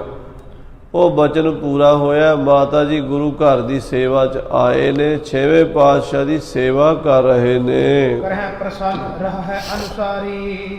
ਸਤਿਗੁਰੂ ਜੀ ਨੂੰ ਪ੍ਰਸੰਨ ਕਰਦੇ, ਸੇਵਾ ਕਰਕੇ ਹੁਕਮ ਵਿੱਚ ਰਹਿੰਦੇ। ਸਤ ਬਚਨੀ ਹਨ ਮਾਤਾ ਜੀ।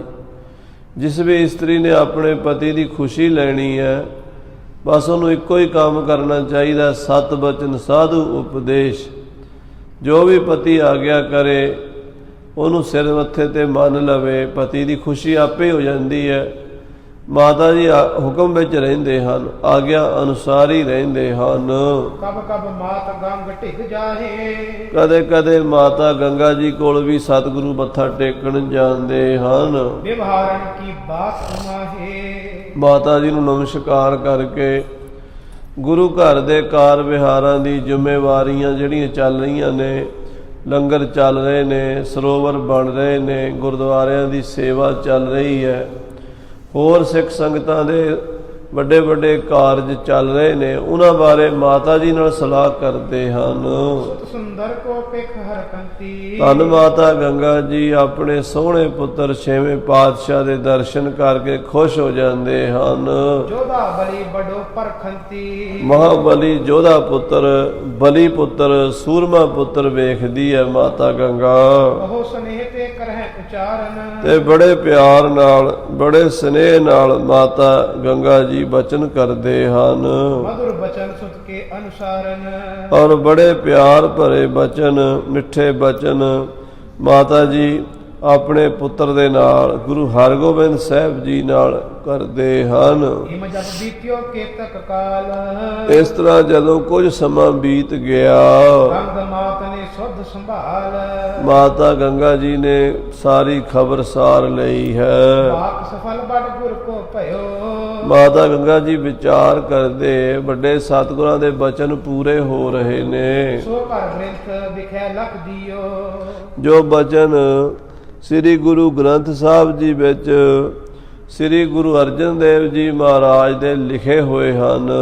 ਵੱਡੀ ਵੇਲ ਬਹੁ ਪੀੜੀ ਚਾਲੀ। ਗੁਰੂ ਸਾਹਿਬ ਜੀ ਨੇ ਉਸ ਵੇਲੇ ਜਦੋਂ ਗੁਰੂ ਹਰਗੋਬਿੰਦ ਸਾਹਿਬ ਜੀ ਦਾ ਅਵਤਾਰ ਹੋਇਆ ਸੀ, ਇਹ ਸ਼ਬਦ ਉਚਾਰਨ ਕੀਤਾ ਸੀ, ਸਤਿਗੁਰ ਸਾਚੈ ਦੀਆ ਭੇਜ, ਚਿਰ ਜੀਵਨ ਉਪਜਿਆ ਸੰਜੋਗ, ਉਧਰੈ ਮਾਹੇ ਆਏ ਕੀਆ ਨਿਵਾਸ, ਮਾਤਾ ਕੇ ਮਨ ਬਹੁਤ ਵਿਗਾਸ, ਜਮਿਆ ਪੂਤ ਭਗਤ ਗੋਬਿੰਦ ਕਾ, ਪ੍ਰਗਟਿਆ ਸਭ ਮੈਂ ਲਿਖਿਆ ਧੁਰ ਕਾ।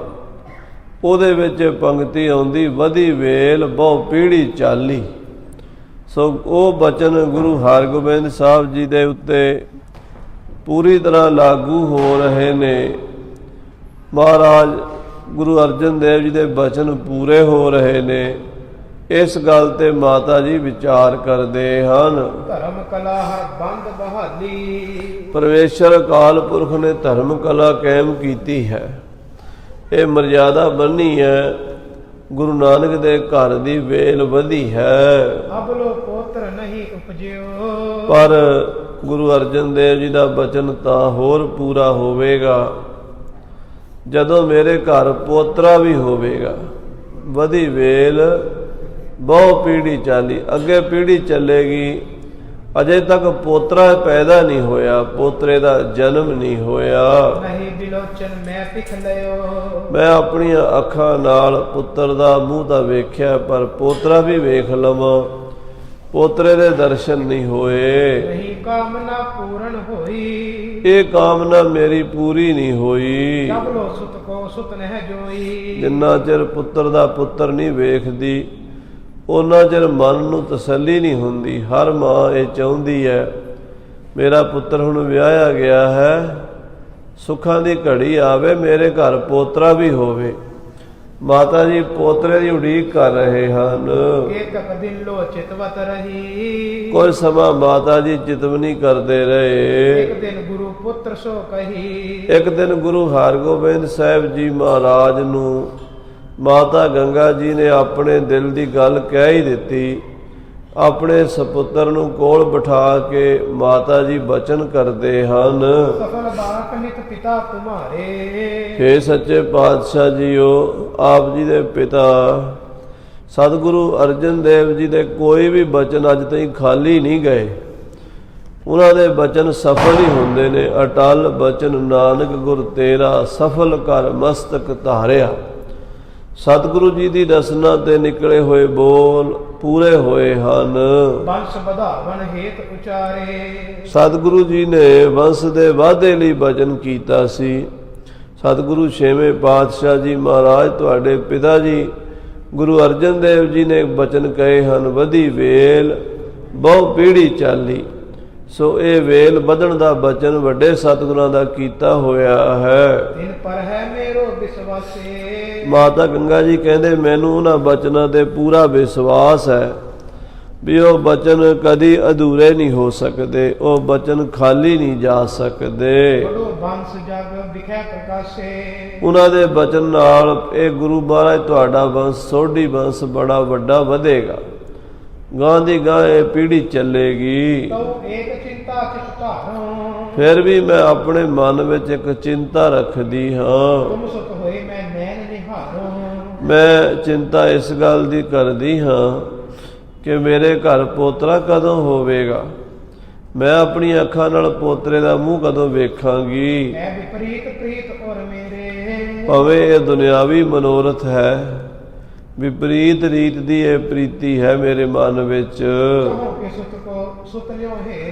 ਪਰ ਚਾਹੁੰਦੀ ਹਾਂ ਮਾਂ ਹੈ, ਮਾਂ ਦੀ ਮਮਤਾ ਹੈ, ਮੈਂ ਪੁੱਤਰ ਦਾ ਪੁੱਤਰ ਵੇਖਾਂ, ਪੋਤੇ ਦਾ ਮੂੰਹ ਵੇਖਾਂ।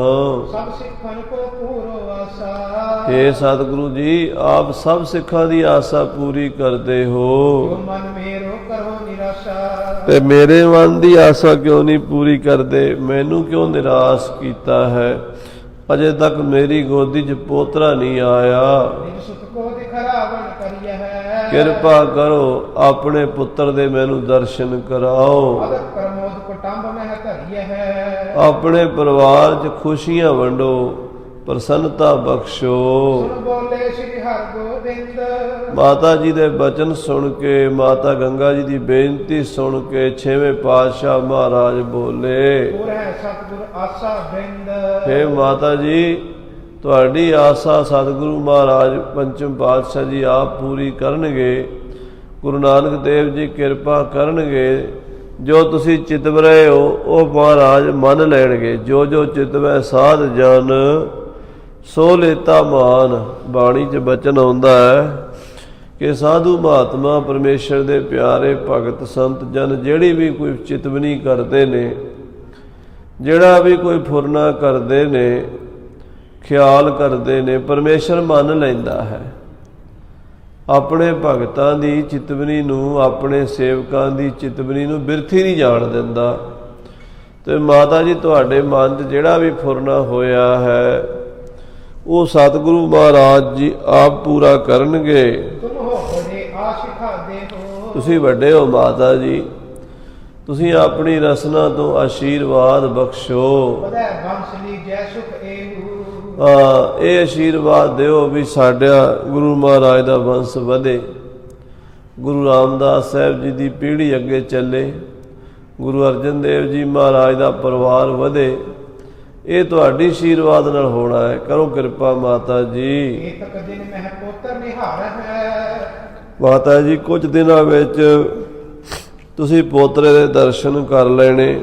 ਗੁਰੂ ਸਾਹਿਬ ਤੁਹਾਡੀ ਭਾਵਨਾ ਪੂਰੀ ਕਰਨਗੇ, ਪੋਤਰਾ ਵੀ ਹੋਵੇਗਾ। ਪੁਰਹਿ ਮਨੋਰਥ ਆਨੰਦ ਧਾਰ ਹੈ। ਮਹਾਰਾਜ ਪਰਮੇਸ਼ਰ ਸਤਿਗੁਰੂ ਜੀ ਸਭ ਦੇ ਮਨੋਰਥ ਪੂਰੇ ਕਰਦਾ ਹੈ। ਜੋ ਮੰਗੇ ਠਾਕੁਰ ਆਪਣੇ ਤੇ ਸੋਈ ਸੋਈ ਦੇਵੈ। ਨਾਨਕ ਦਾਸ ਮੁਖ ਤੇ ਜੋ ਬੋਲੇ ਇਹਾਂ ਉਹਾਂ ਸੱਚ ਹੋਵੇ। ਇਹ ਸਤਿਗੁਰਾਂ ਦਾ ਬਿਰਧ ਹੈ। ਤੁਹਾਡਾ ਮਾਤਾ ਜੀ ਫੁਰਨਾ ਕਿਉਂ ਨਹੀਂ ਪੂਰਾ ਕਰਨਗੇ? ਗੁਰੂ ਰਾਮਦਾਸ ਕਿਰਪਾ ਕਰਨਗੇ, ਤੁਹਾਡਾ ਵੀ ਪਰਿਵਾਰ ਅੱਗੇ ਵਧੇਗਾ। ਵਧੀ ਵੇਲ ਬਹੁ ਪੀੜ੍ਹੀ ਚਾਲੀ, ਜੋ ਗੁਰਦੇਵ ਪਿਤਾ ਜੀ ਨੇ, ਗੁਰੂ ਅਰਜਨ ਦੇਵ ਜੀ ਨੇ ਬਚਨ ਕਹੇ ਹਨ, ਅਵਸ਼ ਮੇ ਉਹ ਬਚਨ ਪੂਰੇ ਹੋਣਗੇ। ਸੁਣ ਹਰਕਤ ਹੋਈ ਮਨ ਗੰਗਾ। ਸੁਣ ਕੇ ਮਾਤਾ ਗੰਗਾ ਜੀ ਬਹੁਤ ਪ੍ਰਸੰਨ ਹੋਏ, ਬਹੁਤ ਖੁਸ਼ ਹੋਏ ਹਨ। ਨਿਸ਼ਚੇ ਥਿਰਿਓ ਆਨੰਦ ਉਮੰਗਾ। ਮਾਤਾ ਜੀ ਦਾ ਮਨ ਨਿਸ਼ਚੇ ਵਿੱਚ ਆ ਗਿਆ, ਵਿਸ਼ਵਾਸ ਵਿੱਚ ਆ ਗਿਆ, ਉਮੰਗ ਹੋਈ ਮਨ ਵਿੱਚ ਵੀ ਥੋੜ੍ਹੇ ਦਿਨਾਂ ਨੂੰ ਹੁਣ ਮੈਂ ਦਾਦੀ ਬਣ ਜਾਵਾਂਗੀ, ਪੋਤਰਾ ਮੇਰੀ ਗੋਦੀ 'ਚ ਖੇਡੇਗਾ। ਪੋਤਰ ਕੋ ਸੁਤਨੇ ਭਾਖਾ। ਮੇਰੇ ਸਪੁੱਤਰ ਗੁਰੂ ਹਰਗੋਬਿੰਦ ਸਾਹਿਬ ਜੀ ਨੇ ਕਹਿ ਜੋ ਦਿੱਤਾ ਹੈ ਕਿ ਮਾਤਾ ਜੀ ਤੁਸੀਂ ਥੋੜ੍ਹੇ ਦਿਨਾਂ ਵਿੱਚ ਪੋਤਰੇ ਦੀ ਸੇਵਾ ਕਰੋਗੇ, ਪੋਤਰੇ ਨੂੰ ਖਿਡਾਓਗੇ, ਪੋਤਰੇ ਨੂੰ ਲਾਡ ਪਿਆਰ ਦੁਲਾਰ ਕਰੋਗੇ। ਪੂਰਨ ਹੋਏ ਮੋਰ ਅਭਿਲਾਖਾ। ਇਹ ਮਾਤਾ ਜੀ ਨੂੰ ਵਿਸ਼ਵਾਸ ਹੋ ਗਿਆ ਵੀ ਮੇਰੀ ਇੱਛਾ ਹੁਣ ਛੇਤੀ ਪੂਰੀ ਹੋ ਜਾਣੀ ਹੈ। ਇਸ ਮੈਂ ਨਿਤ ਦਮੋਦਰੀ ਸੇਵੈ। ਰਾਤ ਨੂੰ ਮਾਤਾ ਦਮੋਦਰੀ ਜੀ ਸਤਿਗੁਰਾਂ ਦੀ ਸੇਵਾ ਕਰਦੇ, ਆਪਣੇ ਹੱਥੀਂ ਪ੍ਰਸ਼ਾਦਾ ਛਕਾਉਂਦੇ ਹੈ, ਪੱਖਾ ਚੱਲਦੇ ਹੈ, ਮੁੱਠੀ ਜਾਪੀ ਕਰਦੇ ਹੈ। ਦਰਸ਼ਨ ਤੇ ਆਨੰਦ ਕੋ ਲੇਵੈ। ਸਤਿਗੁਰਾਂ ਦੇ ਦਰਸ਼ਨ ਕਰਦੇ ਮਾਤਾ ਦਮੋਦਰੀ ਜੀ। ਭਇਓ ਗਰਭ ਕੋ ਤੇਜ ਬਿਲੰਦ। ਉਸ ਵੇਲੇ ਗੁਰੂ ਨਾਨਕ ਦੇਵ ਜੀ ਦੀ ਕਿਰਪਾ ਬਖਸ਼ਿਸ਼ ਹੋਈ ਹੈ। ਧੰਨ ਮਾਤਾ ਦਮੋਦਰੀ ਜੀ ਨੇ ਗਰਭ ਧਾਰਨ ਕੀਤਾ ਹੈ। ਬੜੇ ਤੇਜਸਵੀ ਪ੍ਰਤਾਪੀ ਮਹਾਂਪੁਰਸ਼ ਜੋਤੀ ਸਰੂਪ ਬਾਬਾ ਗੁਰਦਿੱਤਾ ਦੀਨ ਦੁਨੀ ਦਾ ਟਿੱਕਾ, ਜੋ ਵਰ ਮੰਗਿਆ ਸੋ ਵਰ ਦਿੱਤਾ। ਉਹਨਾਂ ਮਹਾਂਪੁਰਸ਼ਾਂ ਦਾ ਆਵਿਰਭਾਵ ਹੋਣਾ ਹੈ। ਮਾਤਾ ਜੀ ਦੇ ਗਰਭ ਵਿੱਚ ਨਿਵਾਸ ਕੀਤਾ ਹੈ। ਦਿਨ ਪ੍ਰਭ ਜਥਾ ਦੂਜ ਕੋ ਚੰਦ। ਜਿਵੇਂ ਸਾਧ ਸੰਗਤ ਜੀ ਦੂਜ ਵਾਲੇ ਦਿਨ ਤੋਂ ਚੰਦਰਮਾ ਵਧਣਾ ਸ਼ੁਰੂ ਹੋ ਜਾਂਦਾ ਹੈ ਨਾ, ਇਵੇਂ ਮਾਤਾ ਜੀ ਦੇ ਉਧਰ ਰੋਜ਼ ਗਰਭ ਵਧਣ ਲੱਗਾ ਹੈ। ਸਭ ਮੈਂ ਬਿਦਤ ਭਈ ਇਹ ਬਾਤ। ਔਰ ਇਹ ਹੌਲੇ ਹੌਲੇ ਖਬਰ ਜਿਹੜੀ ਸਾਰੇ ਪਰਿਵਾਰ ਵਿੱਚ, ਸਾਰੀਆਂ ਸੰਗਤਾਂ ਵਿੱਚ ਪਸਰ ਗਈ ਹੈ। ਆਨੰਦਤ ਗੰਗਾ ਮਾਤ। ਮਾਤਾ ਗੰਗਾ ਜੀ ਤਾਂ ਬਹੁਤ ਖੁਸ਼ ਹਨ, ਹਰ ਵੇਲੇ ਗੁਰੂ ਮਹਾਰਾਜ ਦਾ ਸ਼ੁਕਰ ਕਰਦੇ ਹਨ। ਸਭ ਰਚੇ ਅਨੇਕ ਪ੍ਰਕਾਰ। ਬੜੇ ਉਤਸਵ ਮਨਾਉਂਦੇ ਹਨ, ਬਹੁਤ ਖੁਸ਼ੀਆਂ ਮਾਤਾ ਜੀ ਮਨਾਉਂਦੇ ਹਨ। ਸੁਨ ਹਰ ਕਿਉ ਸਗਰੋ ਪਰਵਾਰ। ਸਾਰਾ ਪਰਿਵਾਰ ਇਹ ਖੁਸ਼ੀ ਦੀ ਖਬਰ ਸੁਣ ਕੇ ਪ੍ਰਸੰਨ ਹੋਇਆ ਹੈ। ਏ ਦਮੋਦਰੀ ਗੰਗਾ ਸੰਗ। ਮਾਤਾ ਗੰਗਾ ਜੀ ਆਪਣੀ ਨੂੰਹ ਮਾਤਾ ਦਮੋਦਰੀ ਨੂੰ ਨਾਲ ਲੈ ਕੇ ਹਰਮੰਦਰ ਗਈ ਉਮੰਗ। ਸ੍ਰੀ ਹਰਿਮੰਦਰ ਸਾਹਿਬ ਮੱਥਾ ਟੇਕਣ ਗਏ ਹਨ। ਹੱਥ ਜੋੜ ਕਰ ਮਾਥ ਟਿਕਾਇਓ। ਹੱਥ ਜੋੜ ਕੇ ਸ੍ਰੀ ਹਰਿਮੰਦਰ ਸਾਹਿਬ ਦਮੋਦਰੀ ਤੋਂ ਮੱਥਾ ਟਿਕਾਇਆ। ਸਿਆਣੀਆਂ ਸੱਸਾਂ ਆਪਣੀਆਂ ਨੂੰਹਾਂ ਦਾ ਉਦੋਂ ਬੜਾ ਖਿਆਲ ਰੱਖਦੀਆਂ ਸਨ। ਜਦੋਂ ਉਹਨਾਂ ਦੇ ਪੈਰ ਭਾਰੀ ਹੁੰਦੇ ਸਨ, ਆਸ ਉਮੀਦ ਹੁੰਦੀ ਸੀ, ਤੇ ਬੱਚੀਆਂ ਮਾਵਾਂ ਕਹਿੰਦੀਆਂ ਸੀ, ਪੁੱਤਰ ਹੁਣ ਤੇਰੇ ਪੇਟ ਵਿੱਚ ਬੱਚਾ ਹੈ, ਪਹਿਲਾਂ ਗੁਰਦੁਆਰੇ ਜਾ ਕੇ ਅਰਦਾਸ ਕਰੋ, ਰੋਜ਼ ਬਾਣੀ ਪੜ੍ਹੋ, ਬੱਚੇ ਨੂੰ ਚੰਗੇ ਸੰਸਕਾਰ ਮਿਲਣਗੇ। ਜੇ ਮਾਂ ਬਾਣੀ ਪੜ੍ਹੇਗੀ, ਨਾਮ ਜਪੇਗੀ, ਸੇਵਾ ਕਰੇਗੀ, ਸਿਮਰਨ ਕਰੇਗੀ। ਇੱਦਾਂ ਮਾਤਾ ਗੰਗਾ ਜੀ ਨੇ ਆਪਣੀ ਨੂੰਹ ਨੂੰ ਲਿਜਾ ਕੇ ਗੁਰੂ ਰਾਮਦਾਸ ਦੇ ਹਰਿਮੰਦਰ ਸਾਹਿਬ ਮੱਥਾ ਟਿਕਾਇਆ ਹੈ। ਬੰਸ ਬ੍ਰਿਧ ਇੱਕ ਬਾਤ ਅਲਾਇਓ। ਔਰ ਬਾਬਾ ਬੁੱਢਾ ਸਾਹਿਬ ਜੀ ਮਹਾਂਪੁਰਸ਼ਾਂ ਕੋਲੋਂ ਅਰਦਾਸ ਕਰਵਾਈ ਹੈ। ਬੰਸ ਵਧੇ, ਮਹਾਰਾਜ ਗੁਰੂ ਰਾਮਦਾਸ ਜੀ ਦੀ ਪੀੜ੍ਹੀ ਅੱਗੇ ਚੱਲੇ। ਸਰਬ ਮਨੋਰਥ ਕੇ ਤੁਮ ਦਾਤੇ।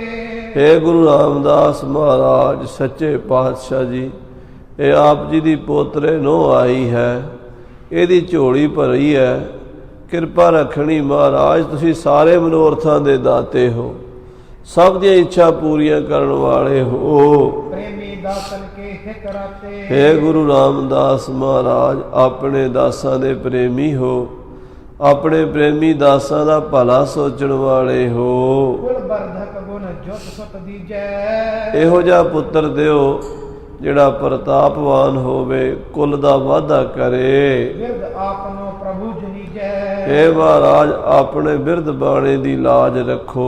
ਏਵ ਮਨੋਰਥ ਮਨ ਮਹਿ ਧਾਰੇ, ਇਸ ਤਰ੍ਹਾਂ ਦਾ ਮਨੋਰਥ ਮਨ ਵਿੱਚ ਕਰਕੇ ਕਰਿਓ ਪ੍ਰਣਾਮ ਪ੍ਰਦਛਨ ਸਾਰੇ। ਮਾਤਾ ਜੀ ਨੇ ਨਮਸਕਾਰ ਕੀਤੀ ਹੈ, ਸ੍ਰੀ ਹਰਿਮੰਦਰ ਸਾਹਿਬ ਦੀਆਂ ਪਰਿਕਰਮਾ ਕੀਤੀਆਂ ਹਨ ਖਰੇ ਹੋਏ ਅਰਦਾਸ ਕਰਾਈ, ਔਰ ਖਲੋ ਕੇ ਅਰਦਾਸ ਕਰਾਈ ਹੈ ਦਰਬਾਰ ਸਾਹਿਬ ਦੇ ਵਿੱਚ। ਸਭ ਪ੍ਰਸਾਦ ਦੀਨ ਵਰਤਾਈ, ਬੇਅੰਤ ਖੁੱਲੇ ਗੱਫੇ ਕੜਾਹ ਪ੍ਰਸ਼ਾਦ ਦੀਆਂ ਦੇਗਾਂ ਦੇ ਮਾਤਾ ਜੀ ਲੈ ਕੇ ਆਏ।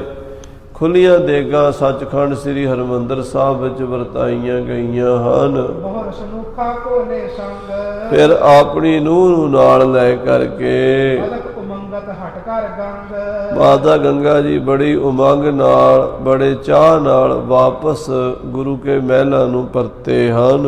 ਆਈ ਗ੍ਰਹਿ ਵੱਡੀ ਬੜ ਭਾਗਨ, ਮਾਤਾ ਗੰਗਾ ਆਪਣੀ ਨੂੰਹ ਦਮੋਦਰੀ ਜੀ ਨੂੰ ਲੈ ਕੇ ਵੱਡੇ ਭਾਗਾਂ ਵਾਲੀ ਮਾਤਾ ਘਰ ਆਈ ਹੈ। ਪੁੱਤ ਬਿਖਨ ਹੋਈ ਅਨੁਰਾਗਨ, ਛੇਤੀ ਸੁੱਖਾਂ ਦੀ ਉਹ ਘੜੀ ਆਵੇਗੀ ਜਦੋਂ ਪੋਤਰੇ ਦਾ ਮੂੰਹ ਵੇਖਾਂਗੀ। ਤਕ ਦਿਵਸ ਬੀਤੇ ਇਸ ਭਾਂਤੀ, ਇਸ ਤਰ੍ਹਾਂ ਕੁਝ ਦਿਨ ਬੀਤੇ ਹਨ।